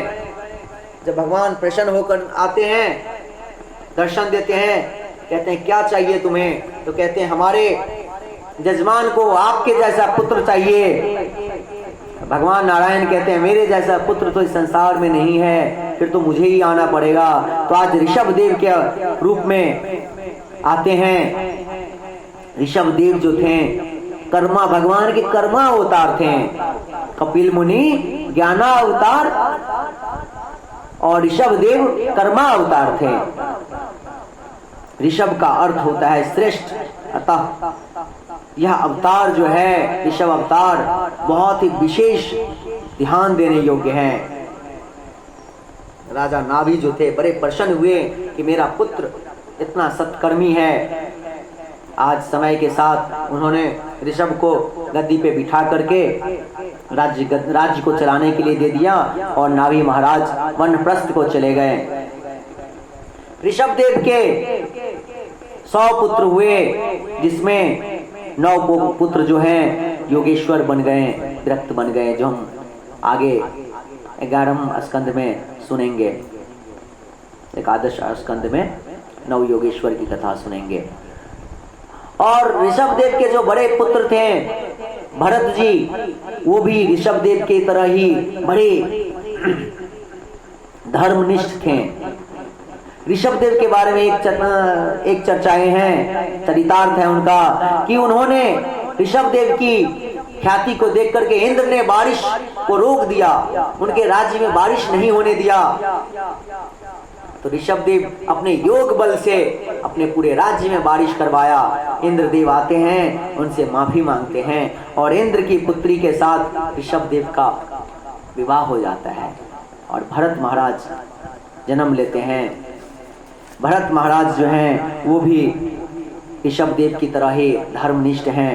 एक समय में ऋषभ देव अपने सब 81 पुत्रों को, 9 पुत्र तो योगेश्वर बन गए, बचे 100 में से 81 सबको एक सत्संग में ले गए और सत्संग में ही सुनाते हैं, सिखलाते हैं कि भक्ति कैसी करनी चाहिए। कहते वो माँ नहीं है जो अपने पुत्र को भक्त न बनावे, वो पिता नहीं है, वो भाई नहीं है जो अपने भाई को भक्त बनावे।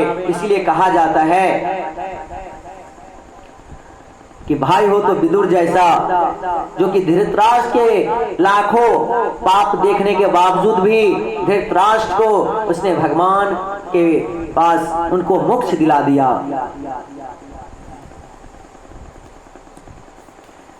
ऋषभदेव कहते हैं जिन काना हरि कथा नहीं सुन, बहुत ही सुंदर, जिस कान से आपने हरि कथा का गुणगान नहीं किया, हरि कथा आपने नहीं सुना, वो कान जो है बिल के समान है। जिस नयन से भगवान का विग्रह का आपने दर्शन नहीं किया, भगवान के मंदिर का दर्शन नहीं किया, वो आंख जो है मोर पंख में बना हुआ आंख के समान है। जिस हाथ से मंदिर में आपने पोछा नहीं लगाया, मंदिर को साफ नहीं किया, भगवान को श्रृंगार नहीं किया, साधु संतों को, साधु महात्माओं को आपने उनको प्रसाद नहीं पवाया, वो हाथ जो है व्यर्थ है। जिन पैरों से आप मंदिर तक, तीर्थाटन तक, तीर्थ तक नहीं गए, वो पैर बेकार है। जिस अपने होठों से भगवान के नाम नहीं गुणगान किया, वो होठ बेकार है। और सब पुत्रों को निष्काम भक्ति सिखला करके कहते हैं तुम्हारे जो बड़े भाई हैं भरत, उनको तुम मेरे जैसा ही समझो। और आज ऋषभदेव अपने भरत को गद्दी पर बिठा करके वानप्रस्थ को चले जाते हैं। आज कहा जाता है कि जैन धर्म जो है ऋषभदेव के यहाँ से ही आगे बढ़ा है। और ऋषभदेव जो है जंगलों में जाते हैं, वह एक ही स्थान पे अपना नित्य कर्म करते हैं, लेकिन उनके नित्य कर्म से हवा की तेज जब बढ़ता है तो उनके अव्यव्य पदार्थ से गंध नहीं, दुर्गंध नहीं, सुगंध आता है, क्योंकि साक्षात भगवान के ही अवतार हैं। चारों दिशाओं को सुगंधित हवाएं कर देती है। आज विदुर जी पूछते हैं मैत्रेय मुनि से कि ऋषभदेव तो साक्षात भगवान के ही अंश थे, उनके पास तो अनेक सिद्धियां होगी, तो फिर उन्होंने कोई सिद्धियां को उपयोग क्यों नहीं किया? तो कहते 8 सिद्धियां उनके इर्द गिर्द घूमते, उनसे आग्रह करते थे कि हमसे कुछ सेवा ले लो। लेकिन जो योगनिष्ठ, धर्मनिष्ठ पुरुष होते हैं वो किसी से सेवा नहीं लेते हैं। वो समझते हैं कि न जाने मैं कोई सेवा लूं और उसमें मुझे आसक्ति हो जाए। बोले ऋषभदेव भगवान की जय। आज भरत जी के माध्यम से भगवान ने हमें बड़ा अच्छा उपदेश दिया है। भरत जी जो हैं बड़े अच्छे हैं, बहुत सुंदर से राज्य चलाते हैं, राज्य चलाते चलाते उन्हें ऐसा लगा कि मैं अपने पुत्रों को राजा बना करके मैं वनप्रस्थ को निकल जाऊं। देखिए भरत जी के जरिए कितना अच्छा सुंदर संदेश हमको देते हैं भगवान। वनप्रस्थ भी चले जाओ, लेकिन तुम्हें राज्य के बारे में या किसी चीज से आसक्ति रहेगा तो वनप्रस्थ जाकर के कुछ मतलब नहीं है। तुम वृंदावन धाम आ गए हो, लेकिन तुम्हारा ध्यान है प्रपंच में ही, तुम्हारा ध्यान गांव में लगा हुआ है, तुम्हारा ध्यान दिल्ली मुंबई में लगा हुआ है, पैसों पे लगा हुआ है, दुनियादारी पे लगा हुआ है, तो वृंदावन धाम आने का कोई मतलब नहीं है।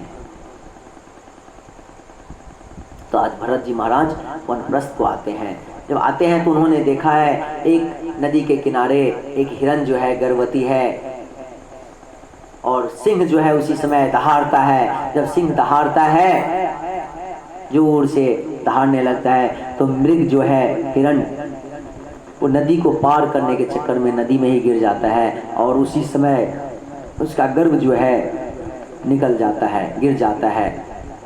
आज भरत जी को बड़ा दया आ गया। दया करना कोई बुरी बात नहीं है, लेकिन दया करके उसमें फंसो मत, आसक्ति मत करो, मोह मत करो। दया करनी अच्छी बात है। आज हिरण के बच्चे को उन्होंने अपने पास रखा, संभाला, खिलाया पिलाया सब कुछ। धीरे धीरे हिरण बड़ा होने लगा। मृग आया, उसकी जो हिरण जो माता थी उसका तो वहीं पे देहांत हो गया।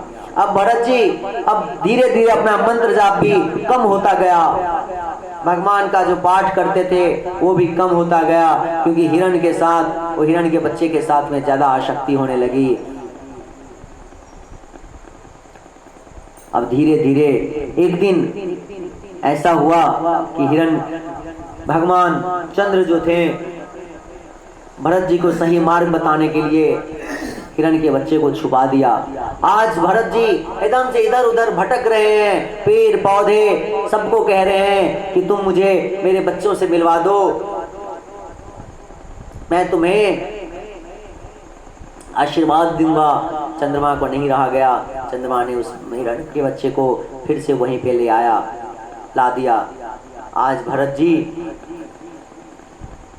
सोच रहे हैं, धीरे धीरे भरत जी का अवस्था आ गया, जब मरणासन पे आते हैं यही सोच रहे हैं कि पता नहीं मेरे मरने के बाद इस हिरण का क्या होगा।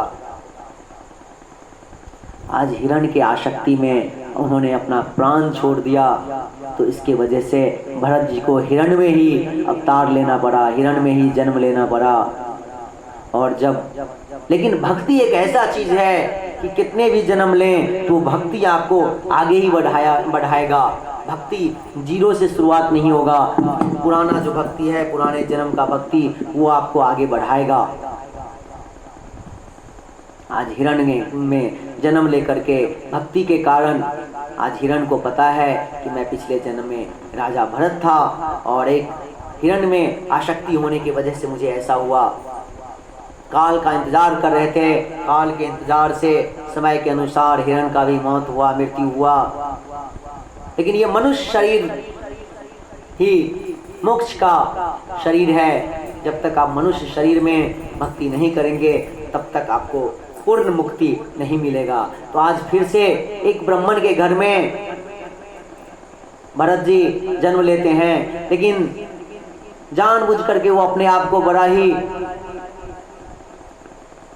अज्ञानी दिखलाने की कोशिश करते हैं। उनके पिताजी 6 महीने तक गायत्री मंत्र सिखलाया, लेकिन उन्होंने सीखा नहीं। ऐसा नहीं था कि भरत जी नहीं सीख सकते थे, वो सीखते भी थे, लेकिन वो बताते नहीं थे। कहते देखो एक बार आसक्ति हो गया तो 3 जन्म लेना पड़ा, फिर न जाने किससे आसक्ति हो जाए। तो इसीलिए इस बार एकदम से आसक्ति नहीं होना चाहिए। धीरे धीरे उस ब्राह्मण की मृत्यु हुई और ब्राह्मण के पुत्र जो थे, भरत जी के जो भाई लोग थे, वो अपने घर चलाने लगे। लेकिन भरत जी को उनके भाई ने खेतों में काम लगाया। कहते हैं खेतों में जितनी भी चिड़िया हैं उन सबको भगाओ, गाय सब जो आ जाता है उन सबको भगाओ। लेकिन आज भरत जी कहते हैं राम जी का चिड़िया, राम जी का खेत, खाओ रे चिड़िया भर भर पेट। सब चिड़िया को बुला लेते हैं, आ जाओ आ जाओ। सब गायों को बुलाते हैं, कहते हैं खाओ खाओ। आज जब भरत जी का भाई लोग ऐसा देखते हैं तो भरत जी तो हट्ठे कट्ठे रहते हैं, मारने के लिए तो दौड़ नहीं सकते हैं, लेकिन उनको वहाँ से भी भगा दिया और उनका नाम रख दिया जड़ भरत। तो आज जड़ भरत जो है अपने मन माने घूम रहे हैं। घूमते घूमते एक डाकुओं का गिरह था, उसने काल भैरवी को मनुष्य का बलि देने के लिए संकल्प लिया था, लेकिन जिस मनुष्य का बलि होता वो मनुष्य भाग गया था। तो उस डाकुओं के दो जो सेना थे, इस जड़ भरत को देखा हट्ठा कट्ठा, आज जड़ भरत को लेकर के पकड़ के आया। सरदार बहुत खुश होंगे। और जो ही तलवार निकाली माता काली के सामने बलि देने के लिए, माता काली उस मूर्ति से प्रकट हो गई और उस ब्राह्मण को जड़ भरत को रक्षा किया। लेकिन जड़ भरत आज ने एक बार भी माता काली को भी नहीं देखा कि माता काली कैसी हैं, क्या हैं, कुछ आशीर्वाद मांग लो। उन्होंने कहा नहीं, कहीं मुझे आशक्त ना हो जाए, ना जाने मैं क्या मांगू ना मांगू। आज अपना सर नीचे करते हुए आगे निकल गए हैं, क्योंकि 3 जन्मों का उनका परिणाम जो था भक्ति का। आज जड़ भरत जी ऐसे ही रास्ते पे भटक रहे थे कि एक राजा, वही राजा रहुगन, जिसके वजह से जड़ भरत जी को 3 जन्म लेना पड़ा, वही मृग जो था आज रहुगन, राजा रहुगन हो गया। राजा रहुगन जो है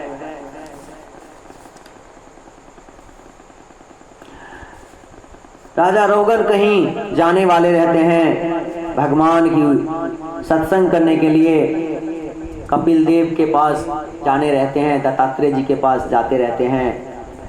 तो कहार में बैठ करके जाते हैं, और जब कहार में बैठ करके जाते रहते हैं तो उनके एक कहार उठाने वाला नहीं आया रहता है। जब वो नहीं आया रहता है तो कहते हैं दूसरे को खोजो। तो वहीं पे भरत जी जो हैं, जड़ भरत जी बैठे हुए हैं। जब जड़ भरत जी बैठे हुए हैं, ये तीनों सिपाहियों ने उन्हें पकड़ करके लाया कहार वालों पे। अब बोलते हैं कि ये हमारे राजा हैं और हम इनके सेवक हैं, यही हमारा कर्म है कि अपने राजा को खुश करना। जड़ भरत जी को एक कहार के एक साइड कंधे पे दे दिया। अब वो जड़ भरत जी आगे चलते हैं, जो ही देखते हैं कोई चींटी आया, कोई कुछ कीड़े मकोड़े आए तो कूद जाते। जब कूदते तो रहुगन को चोट लग जाता, राजा रहुगन को। तो राजा रहुगन कहता, अरे तुम्हें अकल नहीं है, बुद्धि नहीं है कि तुम इस प्रकार से चलते हो। आज राजा रहुगन को जड़ भरत जी जो हैं बड़े सुंदर से ज्ञान दिया, आत्मा के बारे में समझाया, तत्व के बारे में समझाया, और रहुगन को भी उद्धार हो गया। रहुगन ने भी बहुत सारे प्रश्न किए और जड़ भरत जी आज पहली बार अपना मुंह खोलते हैं, और मुंह खोलते ही रहुगन को उद्धार कर देते हैं।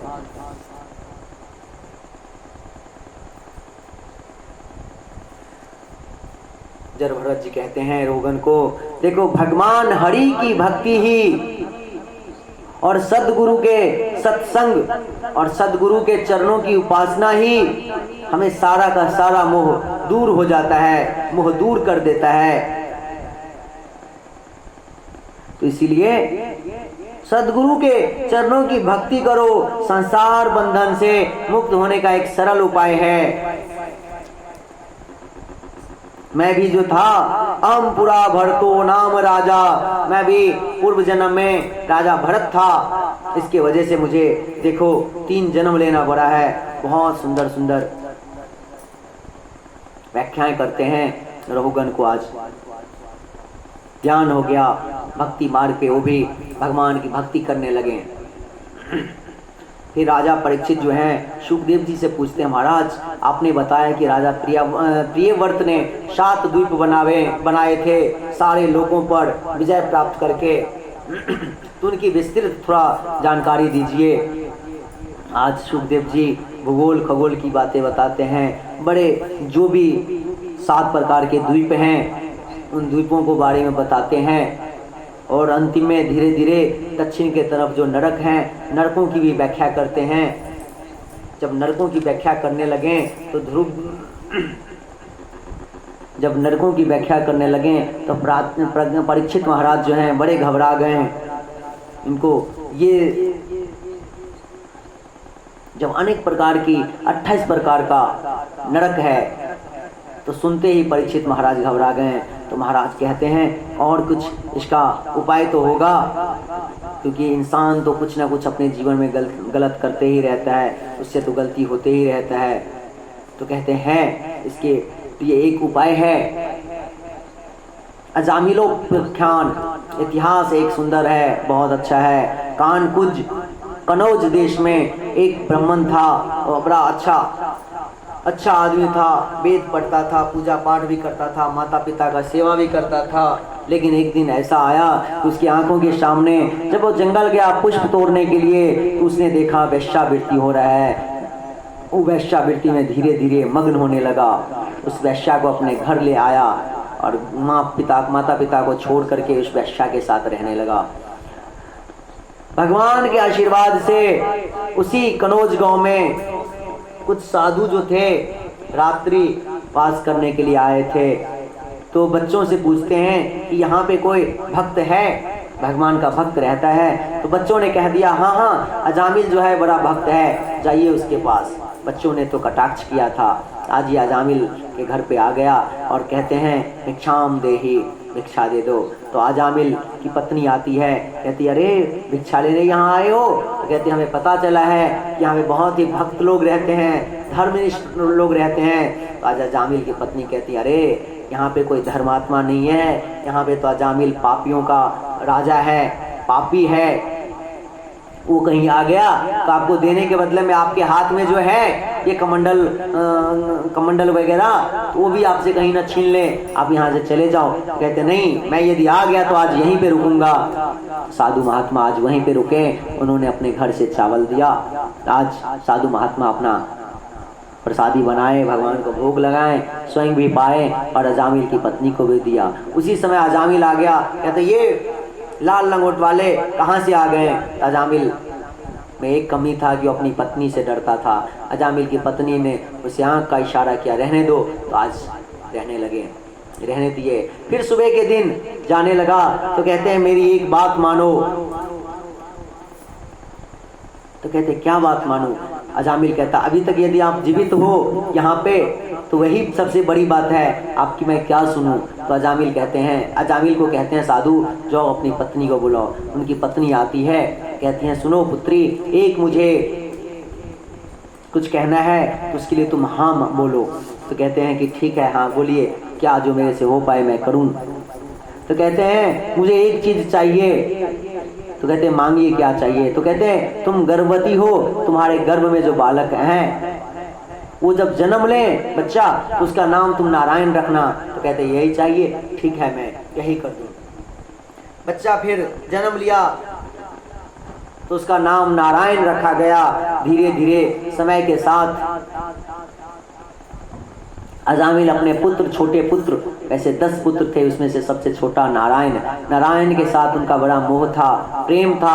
आज नारायण नारायण करते रहते थे। एक दिन उन्होंने देखा कि कुछ लोग जो हैं हमें पकड़ करके घसीटने के लिए आ रहे हैं। काल के यहाँ से, यमराज के यहाँ से, बड़े बड़े आंख, बड़े बड़े दांत, रस्सी मोटे, उनके हाथ में मोटे मोटे रस्सी हैं जो हमें पकड़ने के लिए आ रहे हैं, फांद में बांध रहे हैं। उसी समय नारायण बचाओ, नारायण अपने पुत्र का नाम लेते हैं, लेकिन नारायण तो हमारे परमपिता परमेश्वर हैं। तो नारायण कहते जाओ देखो मेरा भक्त अजामिल जो है मुझे पुकार रहा है। तो भगवान के जो दास हैं, भगवान के जो पार्षद हैं, कहते महाराज भगवान ये आपको नहीं, ये अपने पुत्र को बुला रहा है। कहते बताओ नारायण नाम पहले किसका, मेरा नाम या उसके पुत्र का? तो कहते आपका। तो कहते जाओ मैंने जो कहा वही करो, मुझे बुला रहा है। आज पार्षद, भगवान के पार्षद पीताम्बरधारी आते हैं और उस यमराज के काल को भी मार मार करके भगाते हैं। धर्म की चर्चाएं होती है, धर्मों की बातें होती है, फिर मार करके भगाते हैं। आज यमराज के जो सेना थे यमपुरी में पहुंचते हैं, यमराज के आगे वो रस्सी वस्सी पटक देते हैं। कहते महाराज आप मुझे बताओ कि आपके जैसे कितने शासक हैं यहाँ पे, ऐसे में राज नहीं चलेगा। कहाँ मैं किसी को लेने जाऊं तो मार खा करके मुझे आना पड़ता है। तो बोलते बताओ क्या हुआ। तो कहते हैं वहां पे कुछ लोग आ गए। तो कैसे थे वो लोग, यमराज पूछता है। तो कहते हैं वो जो थे पीताम्बर धारण किए थे, गले में वैजंती माला, गले में कंठी माला, तुलसी माला पहने थे, मस्तक पे तिलक लगाए थे। कहते अच्छा, इसका मतलब बताओ कि अजामिल को लेने के लिए गए थे तो अजामिल क्या मरने वक्त क्या बोल रहा था। तो नारायण नारायण कह रहा था। ओहो, देखो यही है जो मरने वक्त भी भगवान का नाम ले लिया, जिसके गले में कंठी माला, तुलसी माला है, मस्तक पे तिलक है, गोपी चंदन है, और अंत समय में नारायण नारायण बुला रहा है। नारायण को उसको दूर से ही छोड़ देना, क्योंकि इस बार तो तुम लोगों को पार्षदों ने ऐसी भगाया, लेकिन अगली बार से तुम्हें वापस आने भी नहीं देगा, तुम्हें भी मृत्यु लोक को पहुंचा देगा। तो जो भी भगवान का नाम लेता है उसको साक्षात परम धाम परमेश्वर बैकुंठ में प्रवेश मिलता है। तो इसीलिए ये भगवान का नाम लेना जो है मरने के समय का नहीं है। ये जब बचपन से आप भगवान का नाम लेंगे तब आपके 55 में भी और 65 में भी 70, 75, 80, 100 में भी भगवान का नाम आप लेते रहेंगे। यदि बचपन में भगवान का नाम नहीं लिया तो आप जीवन में आगे कभी नाम नहीं ले पाएंगे। और यहाँ से ये भी ज्ञान आता है कि हम अपने बच्चों का नाम जो है भगवान के ऊपर रखें तो बहुत ही अच्छा होता है कि जितने बार हम अपने बच्चे को बुलाएंगे तो साक्षात परमपिता परमेश्वर का ही नाम का गुणगान होगा और उनका ही नाम लेने का हमें फल मिलेगा। अजामिल कथा के माध्यम से उन्होंने हमें सीख दिया। देखिए नाम महिमा बहुत है। कलयुग में तो वैसे भी कहते हैं कलयुग में नाम से बढ़कर के कुछ नहीं है, नाम ही होनी चाहिए। जिनके जीभ पे भगवान का कभी नाम नहीं लेती है, उनका मन कभी भगवान जिनका मन कभी भगवान का स्मरण नहीं करता है, जिनका मस्तक भगवान कृष्ण के सामने झुकता नहीं है, ऐसे लोगों को तो यमराज कहते हैं ऐसे लोगों को तुम जोर खींच करके पकड़ के ले आओ।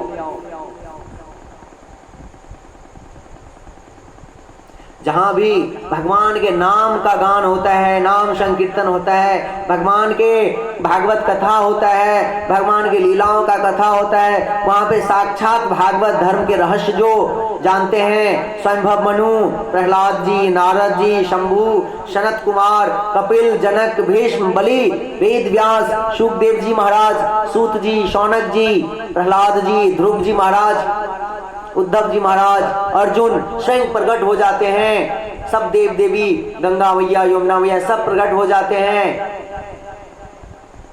और भगवान के कथाओं में, नाम कीर्तन में गुणगान करने लगते हैं। कुछ न कुछ सब अपने अपने, कोई हाथ से ताली बजाते हैं, कोई अपने होठों से गान करते हैं, सब झूमते हैं, भगवान का नारायण नारायण करने लगते हैं। तो नाम महिमा कलयुग में बहुत ही अमृत तुल्य है। इसके कलयुग में केवल नाम ही आधारा है, नाम के सिवा और कुछ नहीं है। तो हर हमेशा भगवान का ही नाम होना चाहिए। नाम लेते रहें, जीवन में धन्य हो जाएं। कहीं मंदिर भटकने की जरूरत नहीं है, कहीं आश्रम दुनियादारी करने की जरूरत नहीं है। बैठे रहिए, सोए रहिए, लेटे रहिए, आराम करते रहिए, भगवान का गुणगान करते रहिए, भगवान का चिंतन करते रहिए, भगवान का नाम करते रहिए। सब मंदिर जाने का फल आपको वहीं पे मिल जाएगा, क्योंकि कलयुग केवल नाम आधारा, सुमर स्मर कर पार उतारा। कलयुग में केवल नाम है, हरे नाम केवलम।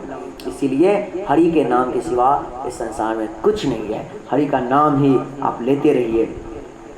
अब आगे कथा आता है, एक बहुत सुंदर दृष्टांत है। एक मनुष्य जो है, दो दोस्त रहते हैं।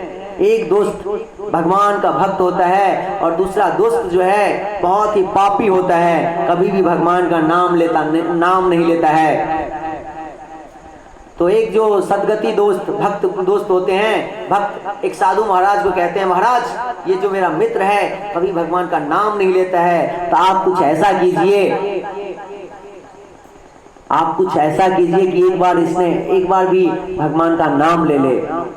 तो आज साधु महाराज आते हैं, पीछे से उसको जोर से गला पकड़ते हैं, कहते बोलो राम। तो कहते मैं नहीं बोलूँगा, बोलो राम, नहीं बोलूँगा। खूब पीटते हैं, खूब लड़ते हैं, खूब मतलब उसको बांध में फंसा लेते हैं। तो कहते हैं क्या नहीं बोलोगे? तो कहते हैं तुम जो बोल रहे हो राम, तो राम नहीं बोलूँगा। वहीं उसी समय बंधन से मुक्त कर देते, कहते जाओ तुम्हारा उद्धार हो गया, तुमने एक बार ना राम कह दिया। कहते ठीक है, एक बार राम हमने कह दिया तो ठीक है। मरने के समय में यमराज आते हैं। जब यमराज आते हैं और यमराज के पास जब उनका खाता खेसरा खोला जाता है तो कहते हैं इसने अपने जीवन में सिर्फ एक बार नाम लिया है, तो इसे तो नरक भोगना ही पड़ेगा, क्योंकि जीवन भर इसने गंदे गंदे आचरण किए हैं, इसको नरक जाना पड़ेगा। धर्मराज कहते हैं रुको, इसने एक बार नाम तो लिया है, इसके सारे पाप मिट गए हैं। तो मनुष्य कहता है देखो मैंने एक बार नाम लिया है, इस एक बार नाम लेने का क्या महिमा है ये मुझे बताओ। तो धर्मराज कहते हैं ठीक है, चलो मैं तुम्हें बताता हूँ। धर्मराज जो है ब्रह्मा जी के पास आते हैं। ब्रह्मा जी को भी पता नहीं है एक बार नाम लेने से क्या होता है। ब्रह्मा जी शिव जी के पास ले जाते हैं। आज शिव जी कहते हैं मुझे भी नहीं पता है एक बार राम कहने से क्या होता है। आज शिव जी, ब्रह्मा विष्णु, ब्रह्मा शिव जी धर्मराज उस इंसान को ले जाकर के विष्णु के पास जाते हैं और कहते हैं भगवान देखो इसने अपने जीवन भर में एक ही बार नाम लिया है राम, वो भी जोर जबरदस्ती से। तो ये पूछ रहा है हमें एक बार जो हमने नाम लिया उसका फल क्या है। भगवान नारायण कहते हैं अच्छा तुम धर्मराज, तुम ब्रह्मा और तुम महेश, तीनों इस इंसान को लेकर के मेरे पास साक्षात नारायण के पास आए हो और तब मुझसे पूछ रहे हो कि एक बार नाम लेने का महिमा क्या है। एक बार नाम लेने से ब्रह्मा महेश स्वयं उसके साथ लेकर के नारायण के पास जाते हैं, पहुंचा देते हैं। तब भी पूछते हो भगवान के एक नाम लेने से क्या होता है। एक नाम लेने का यही फल है, तो साक्षात मेरे वैकुंठ धाम में प्रवेश हो गया है और साक्षात मेरे शरण के सामने शरणागत है। तो भगवान का एक नाम इतना बड़ा है। अब आगे इंद्र द्वारा बृहस्पति जी का अपमान होता है, वो देखते हैं। वृतासुर की कथा आती है। एक बार इंद्र देव मद में आकर के अभिमान के कारण गुरु बृहस्पति को अपमान कर दिया। जब बृहस्पति जी सभा में आए तो इंद्र ने देख करके अनदेखा कर दिया और गुरु बृहस्पति देव चुपचाप वहां से चले गए। बाद में इंद्र को पश्चाताप हुआ कि मैंने बड़ा गड़बड़ कर दिया है, तो गुरु को ढूंढने लगे, लेकिन गुरु चले गए थे, पता नहीं कहाँ गए थे। गुरु की कृपा से जैसे ही उनके ऊपर जो आशीर्वाद था कम होना शुरू हो गया, उनकी शक्ति घटने लगी, असुरों की शक्ति बढ़ने लगी, क्योंकि गुरु बृहस्पति ने उसको श्राप दे दिया था तुम श्रीहीन हो जाओगे। आज असुर जो हैं इंद्र पे शासन करने लगे, इंद्र के ऊपर राज्य करने लगे, क्योंकि गुरु की कृपा नहीं होती है तो कुछ नहीं होता है। गुरु का आशीर्वाद मिल जाए तो भगवान भी साक्षात मिल जाएं, और गुरु का आशीर्वाद यदि नहीं मिले, गुरु का अपमान किया आपने, तो आप श्रीहीन तो हो ही जाएंगे, आपको नरक में भी वास नहीं मिलेगा। इसलिए गुरु के चरणों का शरणागत रखिए, गुरु का आशीर्वाद प्राप्त करते रहिए और गुरु का आज्ञा मानते रहिए। अब क्या हुआ, देवताओं को बड़ी मुश्किलें आ गई, अब क्या करें। तो जाकर के इंद्र देव असुरों के जो गुरु हैं विश्वरूप, उसके पास जाते हैं और कहते हैं तुम मुझे साथ दो, क्योंकि मैं जो हूँ, हमारे असुर जो तुम्हारे असुर जो हैं सब कोई हमारे ऊपर आ गए हैं, हमारे राज्य को छीन लिया है, तो कुछ ऐसा होना चाहिए जिससे हमें अपना राज्य फिर से दोबारा मिल जाए। तो आज विश्वरूप ने उन्हें नारायण कवच दिया। नारायण कवच धारण करके इंद्र युद्ध करने जाते हैं। बाद में जब उनकी विजय हुई तो देखते हैं इंद्र क्या देखते हैं, विश्व रूप जो है हमें विजय तो दिला दिया, लेकिन जब विजय की आहुति होती है, यज्ञ होती है, तो एक पल के लिए वो देवताओं को भी देते हैं और चुपके चुपके असुरों को भी, यानी कि असुरों की भी शक्ति बढ़ाने की आहुति देते हैं। आज इंद्र को बहुत क्रोध आया और इंद्र ने क्या किया, विश्व रूप को वध कर दिया। अजब।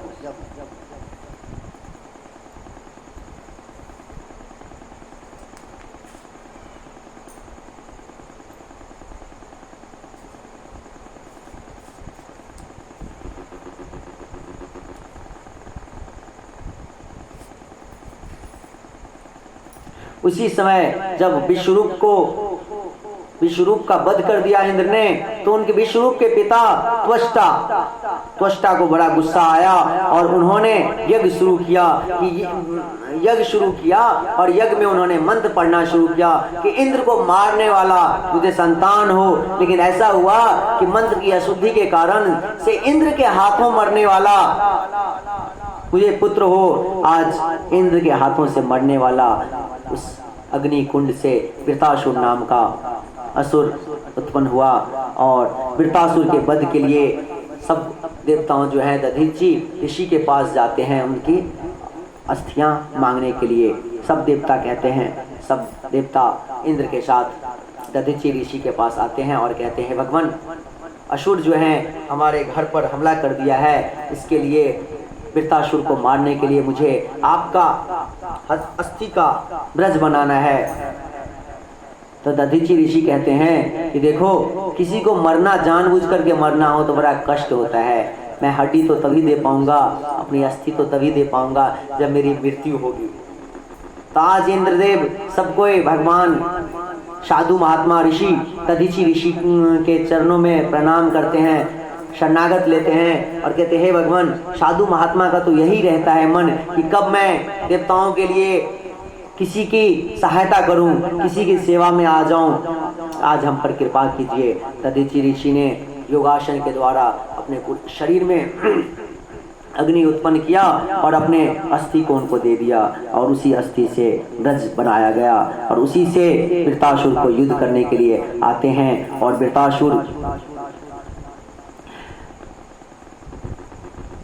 वृत्रासुर जो है इंद्र से युद्ध तो करते हैं, लेकिन वृत्रासुर भगवान के भक्त होते हैं। पिछले जन्म में वो असुर में तो जन्म ले चुके हैं, लेकिन पिछले जन्म जो भगवान के भक्त हैं तो उनकी भक्ति जो है हर हमेशा भगवान को ही याद करते रहते हैं। इंद्र को कहते हैं, इंद्र तुम मुझे मारो, लेकिन तुम मुझे मार भी दोगे तो युद्ध में मैं मरूंगा तो साक्षात मुझे मोक्ष होगा, क्योंकि मैं भगवान के ही शरण में जाऊंगा। आज इंद्र जो है उसी ब्रज से खग से वृत्रासुर का वध कर देता है। वृत्रासुर का वध करके इंद्र को बड़ा आश्चर्य लगता है। यहाँ पे परीक्षित जी जब इस प्रकार से सुनते हैं वृत्रासुर के बारे में कि भगवान का भक्त होता है, तो कहते हैं कि इनकी थोड़ा मुझे बताइए पूर्व चरित्र कि वृत्रासुर कौन थे।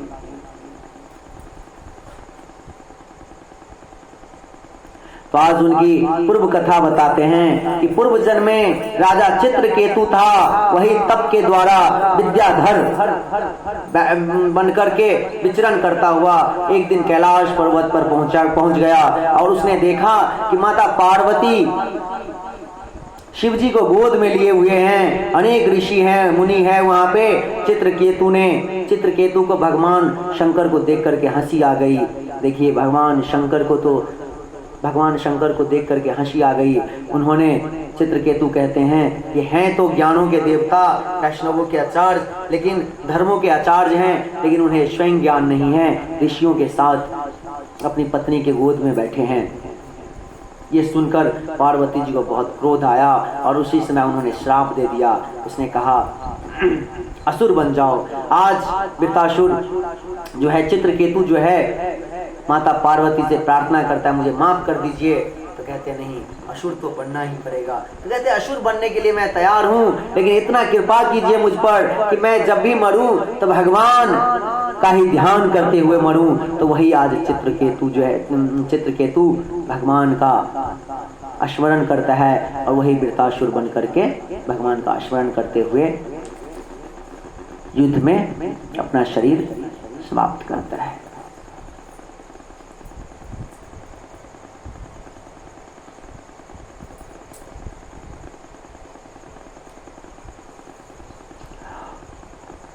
अब हम सप्तम स्कंद में प्रवेश करेंगे। देखिए, सप्तम स्कंद को बहुत ही सुंदर है, उसे उतयः कर्म वासना के नाम से जानते हैं। उतयः पूर्व स्कंद हमने षष्ठम स्कंद देखा, पोषण। पंचम स्कंद हमने देखा, स्थान। आज हम सप्तम स्कंद में प्रवेश कर रहे हैं, वह है उतयः।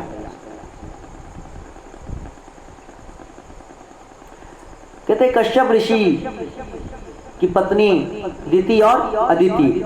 तो दिति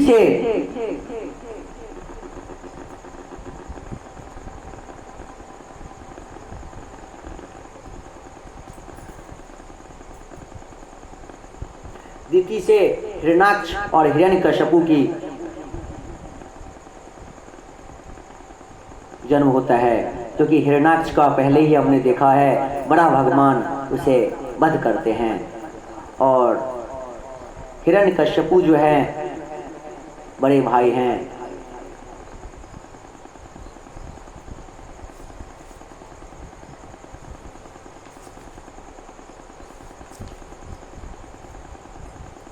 हिरण्याक्ष के बाद हिरण्यकश्यपु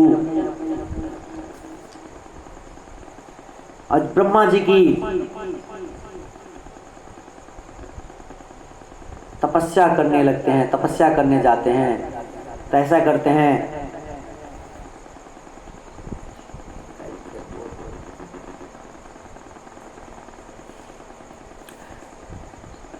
हिरण्यकश्यपु जब भगवान हिरण्यकश्यपु ब्रह्मा जी की तपस्या करने के लिए जाते हैं, तो वहां पर एक भगवान का ऐसा कृपा होता है कि एक तोता नारायण नारायण कहते हुए, नारायण नारायण कहता हुआ आवाज लगाने रहता है, जिससे हिरण्यकश्यपु का मन जो है शांत नहीं हो पाता है, शांत नहीं रहता है। वो वापस आ जाता है और कयाधु से, अपनी पत्नी से कहता है, देखो आज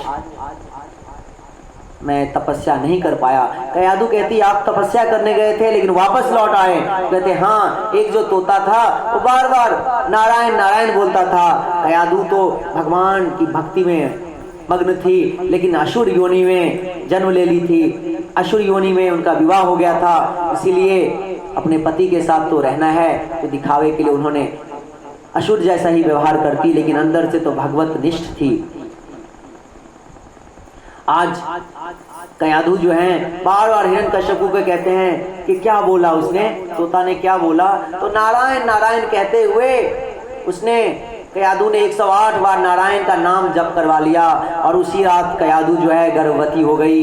दूसरे दिन सुबह हिरण्यकश्यपु जब तप करने के लिए चला गया, इंद्र देखता है कि हिरण्यकश्यपु नहीं है, तभी जो है इसके राज्य को मैं छीन भिन कर दूं। और देखता है कयाधु जो है गर्भवती रहती है, तो चाहती है कि इसके गर्भ को मैं नाश कर दूं। लेकिन नारद जी आ जाते हैं, कहते हैं, इंद्र क्या कर रहे हो तुमको पता है इसके गर्भ में कौन है? साक्षात प्रहलाद जी, भक्तों के आचार्य, भगवान के परम भक्त होंगे। और कयाधु माता को नारद जी अपने धाम लेकर के आ जाते हैं और वहाँ पे सुंदर सुंदर कथा कीर्तन गुणगान करते हैं। इसी से उनका पुत्र जो एक है प्रहलाद है, वैसे 3 पुत्र और हैं, लेकिन प्रहलाद जो हैं परम भगवान के भक्त हैं। आज हिरण्यकश्यपु ब्रह्मा जी को वर प्राप्त कर लेते हैं कि किसी के हाथों से न मरूं। वैसे तो पहले अमर होने का वरदान मांगता है, लेकिन ब्रह्मा जी कहते हैं आज तक मैं भी अमर नहीं हूँ, तो मैं तुम्हें अमर होने का आशीर्वाद कैसे दे दूँ? तो कहते ठीक है, मुझे वर दीजिए, ना मैं आग से मरूं, ना जल से मरूं, ना सुबह ना दिन ना रात को, ना किसी इंसान से, यहाँ तक कि ब्रह्मा जी से सृष्टि किया हुआ किसी भी वस्तु से नहीं, किसी भी इंसान से नहीं मरूं मैं। कहते हैं ये तुम्हारा वर ठीक है, जाओ पूर्ण हो। आज हिरण्यकश्यपु आ जाते हैं, स्वर्ग पर चढ़ाई कर देते हैं। कहा जाता है कि हिरण्यकश्यपु और हिरण्याक्ष का शरीर इतना विशाल होता है कि रसातल में उसका पैर है, फिर भी उसका मुकुट जो है स्वर्ग में छा जाता है, स्वर्ग में टकराते रहता है। इतना विशाल राक्षस है। और ये है कौन? तो जय और विजय। जय और विजय कौन है? तो भगवान नारायण के वैकुंठ धाम के जो द्वारपाल हैं वही जय विजय हैं। एक बार सनत कुमारों को रोक दिया उन्होंने, भगवान नारायण से नहीं मिलने दिया। इसी के वजह से सनत कुमारों ने उनको श्राप दे दिया। जो ही विष्णु को पता चला नारायण को, नारायण आते हैं और नारायण तो मन ही मन जानते हैं ये सब नारायण का ही माया रहता है। नारायण जो हैं सनत कुमारों से माफी मांगते हैं, कहते हैं मेरा दास जो है आपको कष्ट दिया, तो दास का कष्ट ये मेरे ऊपर आया है, मेरे ऊपर आ गया है, इसीलिए आपने जो इसे असुर होने का श्राप दिया है, आपका वचन सत्य हो। देखिए ये एक माया है, क्योंकि शनकादिक कभी किसी को श्राप दे ही नहीं सकते। भगवान का कृपा हुआ इसीलिए शनकादिक के ऊपर क्रोध आया, नहीं तो शनकादिक ऋषि को कभी क्रोध आता ही नहीं है। भगवान के जो सच्चे भक्त होते हैं उनको कभी क्रोध आता ही नहीं है। तो वही जय और विजय जो है सतयुग में हिरणाक्ष हिरण्यकश्यपु, त्रेता में रावण कुंभकर्ण, द्वापर में शिशुपाल दंतवक्र और कलयुग में जो है घर घर में सबके मस्तिष्क में बैठ गया है। और ये मोबाइल जो है यही तो काल है।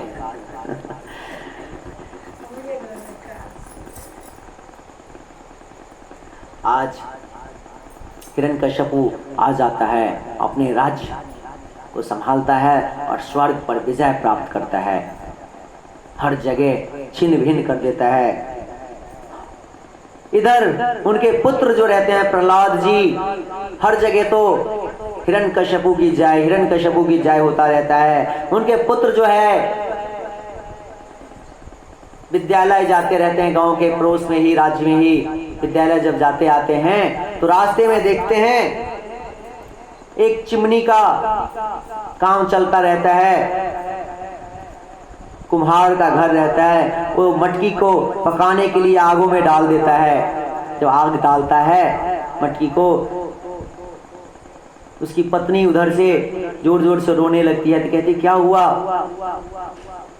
इधर से जब इस विद्यालय से प्रहलाद जी जाते रहते हैं तो जोर जोर से रोने की आवाज सुन करके आ गए। तो कहते हैं देखो, कुम्हार कहता अब तो राम ही रक्षा करेंगे। तो कहते क्या हुआ? प्रहलाद जी पूछते क्या हुआ, क्यों रो रहे हैं आप लोग? तो कहते हैं ये तो हमने अपने बर्तन को आग में डाल दिया है ताकि इसको मजबूती हो, अच्छे से पक जाए, लेकिन इसमें मेरी पत्नी कह रही है कि एक बिल्ली का छोटा सा बच्चा जो है रह गया है, वो निकला नहीं है, यहीं पे रहता था, अब क्या होगा? उसी समय एक बिल्ली भी आ गई और जोर जोर से म्याऊं म्याऊं कहने लगी। तो आज कुम्हार कहता है अब तो सिर्फ राम ही रक्षक हैं, राम ही रखवाले हैं, राम ही का नाम जाप करो, वही कुछ कर सकते हैं।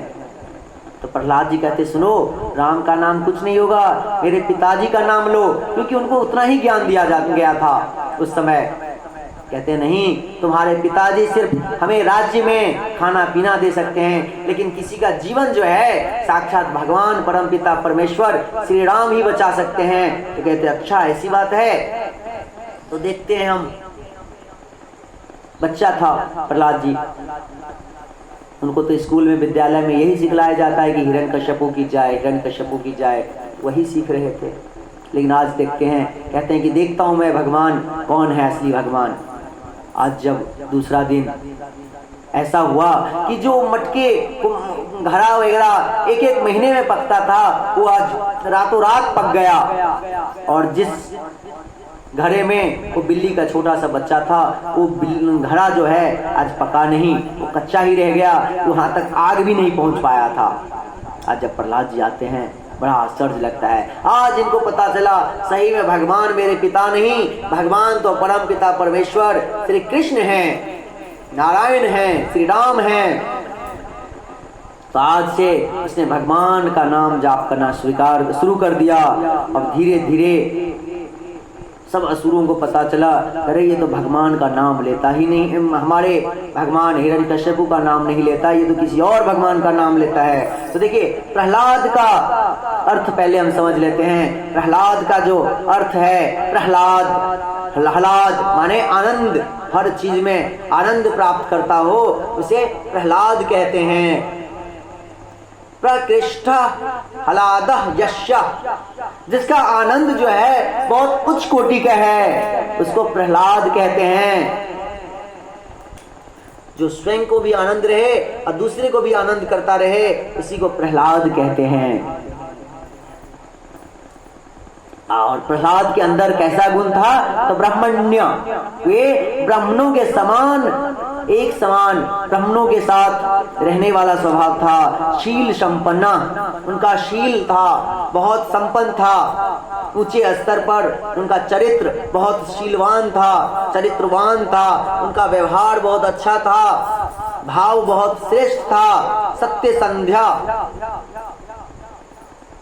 जो भी कुछ बोलते थे सत्य बोलते थे। जितेंद्रिय, अपने इंद्रियों को पूर्ण संयम करके रखते थे। जब उनकी बुद्धि देखा हिरण्यकश्यपु बिगड़ रही है तो उनको गुरु आश्रम में रख दिया, ताकि गुरु आश्रम में जब रहेगा तो हर हमेशा 24 घंटे गुरु के ही समक्ष रहेगा। आज गुरु आश्रम में रहने लगा। उनका जन्मदिन का समय आया, कयादु माता ने अपने हाथों से उनको सुंदर सुंदर पकवान बना के खिलाया, सुंदर वस्त्र पहनाया और अपने पिता के पास भेज दिया। पिता ने उनको गोदी में उठाया और कहते हैं, पुत्र बताओ तुमने गुरुजी के पास क्या सीखा? तो कहते हैं, वासुदेवे भगवती यस्या नैसर्गिकी रति। कहते हैं वासुदेव में जिसका प्रेम हो गया हो, सहज सरल नैसर्गिक प्रेम हो गया हो, उनको मन जो है इधर उधर भटकाने की जरूरत नहीं है, भगवान में ही मन लगा करके रखना, यही मैंने गुरुजी से सीखा है। आज तो हिरण्यकश्यपु को बहुत क्रोध आ गया, इतना क्रोध आया कि गुरु आचार्यों को बुलाते हैं।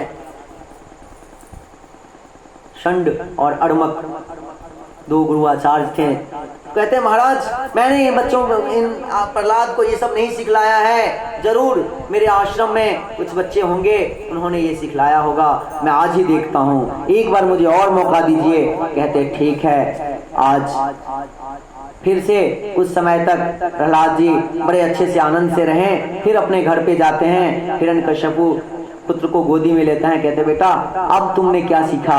तो कहते हैं, सर्वणम कीर्तनम विष्णु स्मरणम पाद सेवनम अर्चनम वंदनम दास्यम सख्यमात्म निवेदनम। उन्होंने ही, प्रहलाद जी महाराज ने ही हमें नवधा भक्ति सिखलाया है। भगवान के गुणों का श्रवण करो, भगवान के गुणों का कीर्तन, भगवान के नाम का स्मरण करो और उनके चरणों की सेवा करो, फिर उनका मित्र बनना, उनका दास बनना, उनका यही उनके आगे अपना आत्म निवेदन करना, यही हमारा कर्तव्य है। आज तो फिर हिरण्यकश्यपु क्रोध के मारे उलबुला गया, क्रोध के मारे रहा नहीं जा रहा था, जोर से बच्चे को, अपने बालक को पटक दिया और फिर अलग अलग प्रकार की योजना बनाने लगा, किस प्रकार इसको मारा जाए, किस प्रकार क्या किया जाए। उधर से उनकी बहन आई होलिका ने भी एक योजना बनाया कि भ्राते भैया ब्रह्मा जी ने एक मुझे चद्दर कंबल दे रखा है जिसमें मैं जल नहीं सकती है, तो कहते तुम भी उपाय देख लो। ऐसे प्रहलाद जी के ऊपर तो पहाड़ों से फेंकना, हाथी से कुचलवाना, अंधकार घर में बंद कर देना, अनेक तरह का उनके ऊपर जो है हिरण्यकश्यपु ने सजा देने की योजना बना लिया था और सजा दिए भी थे, लेकिन कुछ नहीं हो पाया था, क्योंकि जिनके रक्षक हैं कृष्ण, उसको कोई मार क्या सकता है। आज प्रहलाद जी को होलिका अपने गोद में लेके बैठती है, लेकिन ऐसी तूफान आता है कि होलिका का चद्दर उड़ करके प्रहलाद जी को लपेट लेता है और होलिका वहीं पे जलकर भस्म हो जाती है। कल सुबह बच्चे आते हैं और उसी भस्म से होली खेलते हैं, और इसीलिए हम आप भी होलिका दहन करते हैं और सुबह होली मनाते हैं। आज फिर से षंड अर्मक आया गुरुआचार्य, कहते हैं महाराज आज तक तो मैंने इनको शिक्षा दिया है, ऐसा कीजिए अभी मेरे परम गुरु आने वाले हैं तो उनके समक्ष इनको मैं रखूंगा। तो कहते ठीक है। आज प्रहलाद जी जो हैं फिर से आश्रम जाते हैं, गुरु आश्रम, और जितने भी आश्रम में बच्चे हैं सबको एक साथ बिठा लेते हैं और कहते हैं देखो भैया, ये जो हमारा तुम्हारा जीवन है ना, खेल कूद करने के लिए नहीं है। बचपन में खेल करो, फिर शादी करो, गृहस्थ बनो, बच्चे पैदा करो, फिर उसमें चिंता, उसमें टेंशन, फिर बुढ़ापा आ गया, खांसी सर्दी, गले में दर्द, गले में खै खै करना, अनेक तरह की समस्या आएगा, अनेक तरह का प्रॉब्लम होगा। फिर भगवान का भजन कब करोगे?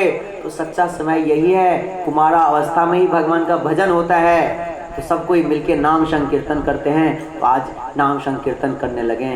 जब नाम संकीर्तन सब करने लगे जोर जोर से, उधर से गुरु आया। गुरु ने उनको टच किया, जैसे कि बिजली के तार को, नंगे तार को हम टच करेंगे तो हमें झटका मारता है, तो वैसे ही आज प्रहलाद जी के वजह से वहाँ पे कुमार बच्चे जितने भी थे गुरु आश्रम में, सब बच्चे को झटका लगा। फिर गुरु आए, गुरु को भी झटका लगा।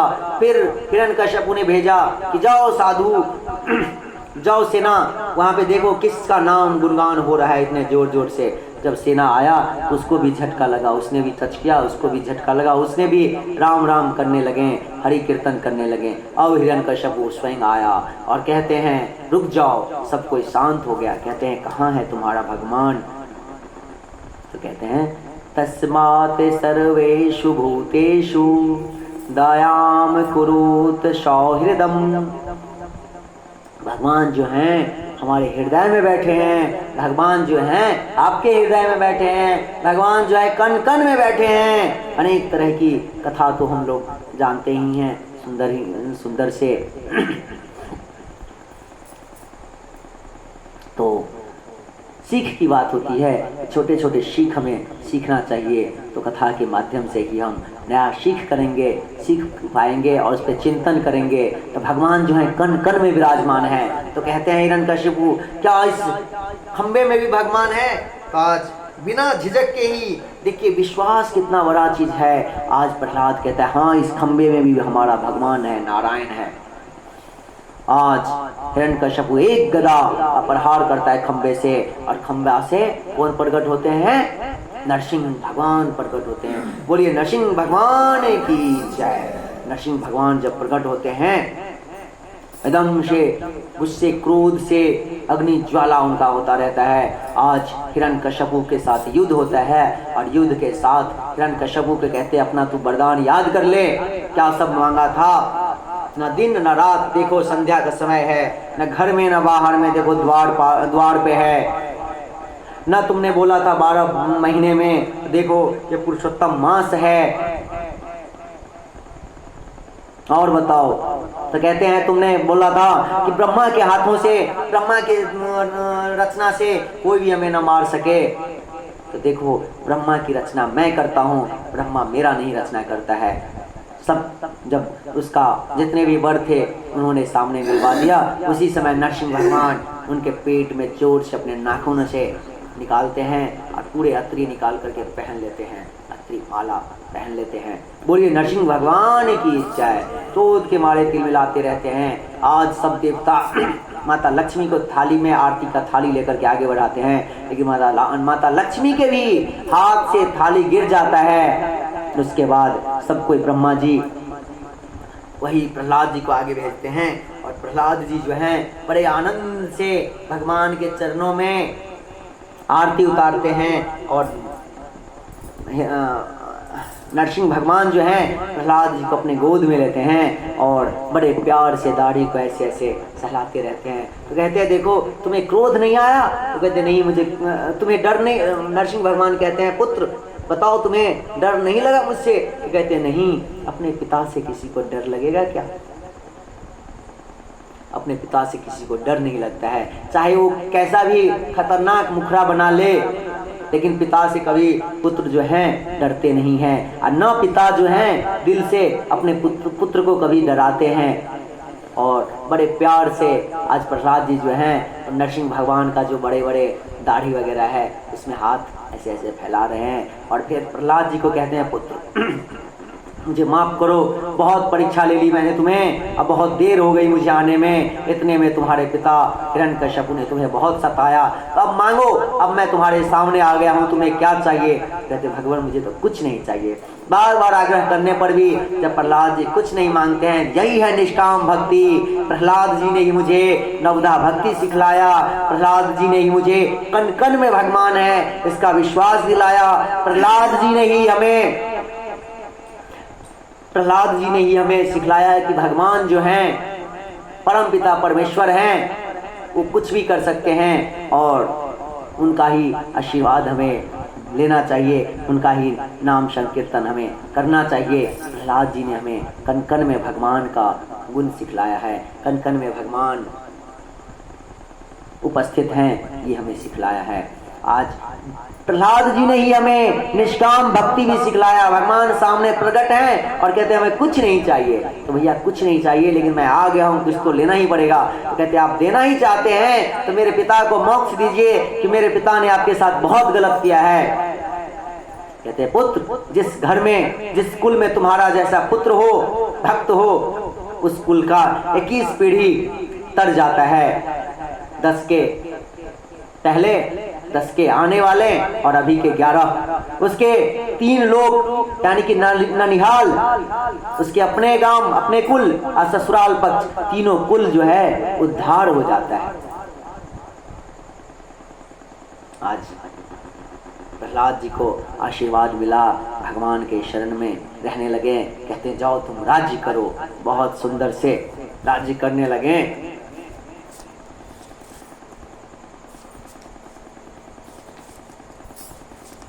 प्रहलाद जी के चरित्र से हमें बहुत सीखने को मिलता है और प्रहलाद जी के माध्यम से ही हमें इतना ज्ञान, इतना धर्म, इतना भक्ति मिलता है। आज जो है युधिष्ठिर महाराज पूछते हैं आश्रम क्या है, धर्म क्या है, स्त्री धर्म क्या है, गृहस्थ धर्म क्या है? तो कहते हैं आश्रम जो है एक ब्रह्मचार्य आश्रम है,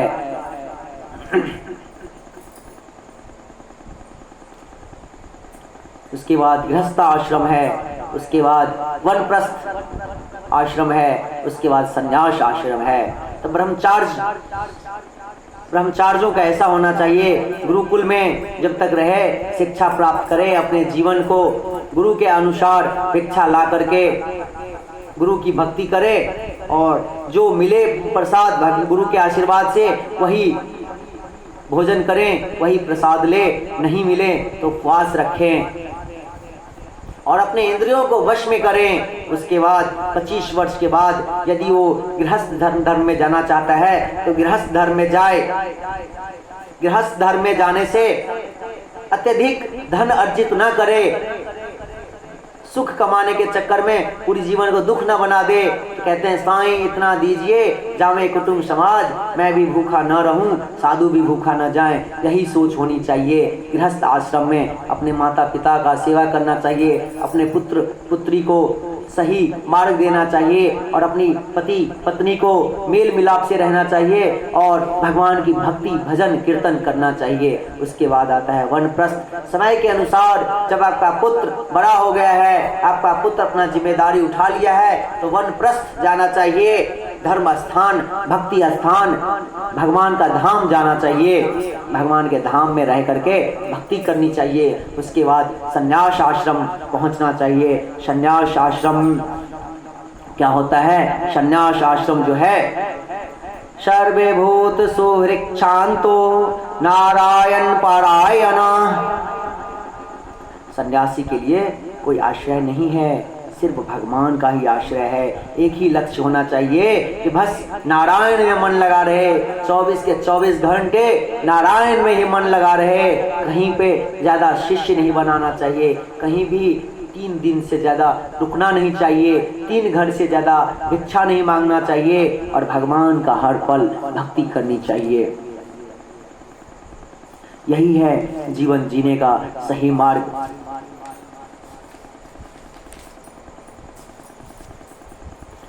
एक नारद जी ने युधिष्ठिर महाराज को स्त्री धर्म का भी बताया है, स्त्री का धर्म बताया है कि कन्या की स्थिति में उसका क्या धर्म है और पत्नी बन जाने पर उसका क्या धर्म है, यह भी बताया गया है। उसका संबंध केवल पति के साथ नहीं होता है, पति के जितने भी संबंधी होते हैं सबके साथ उसका संबंध होता है। उनकी सेवा करना ही उनका कर्तव्य है। अपने हर स्त्री को अपने पति में ही नारायण भगवान समझ करके उनकी सेवा करनी चाहिए। इसी से भगवान जो हैं मोक्ष को प्रदान देते हैं। मोक्ष को प्रदान देने से उन्हें हमें मुक्ति मिलती है। भगवान शंकराचार्य भी ने कहा है कि गुरु चरणों पर निर्भर भक्त बनो, गुरु के चरणों पर निर्भर भक्त बनो तो संसार से शीघ्र ही छूट जाओगे। इसी प्रकार ये 7वां स्कंद भी विश्राम हुआ। अब हम 8वें स्कंद कल देखेंगे। 8वें स्कंद को मनवंतर कहते हैं। बोल श्री राधा माधव सरकार की जय। जय जय श्री राधे श्याम, जय जय श्री कृष्ण कन्हैया लाल की जय। भागवत महापुराण की जय।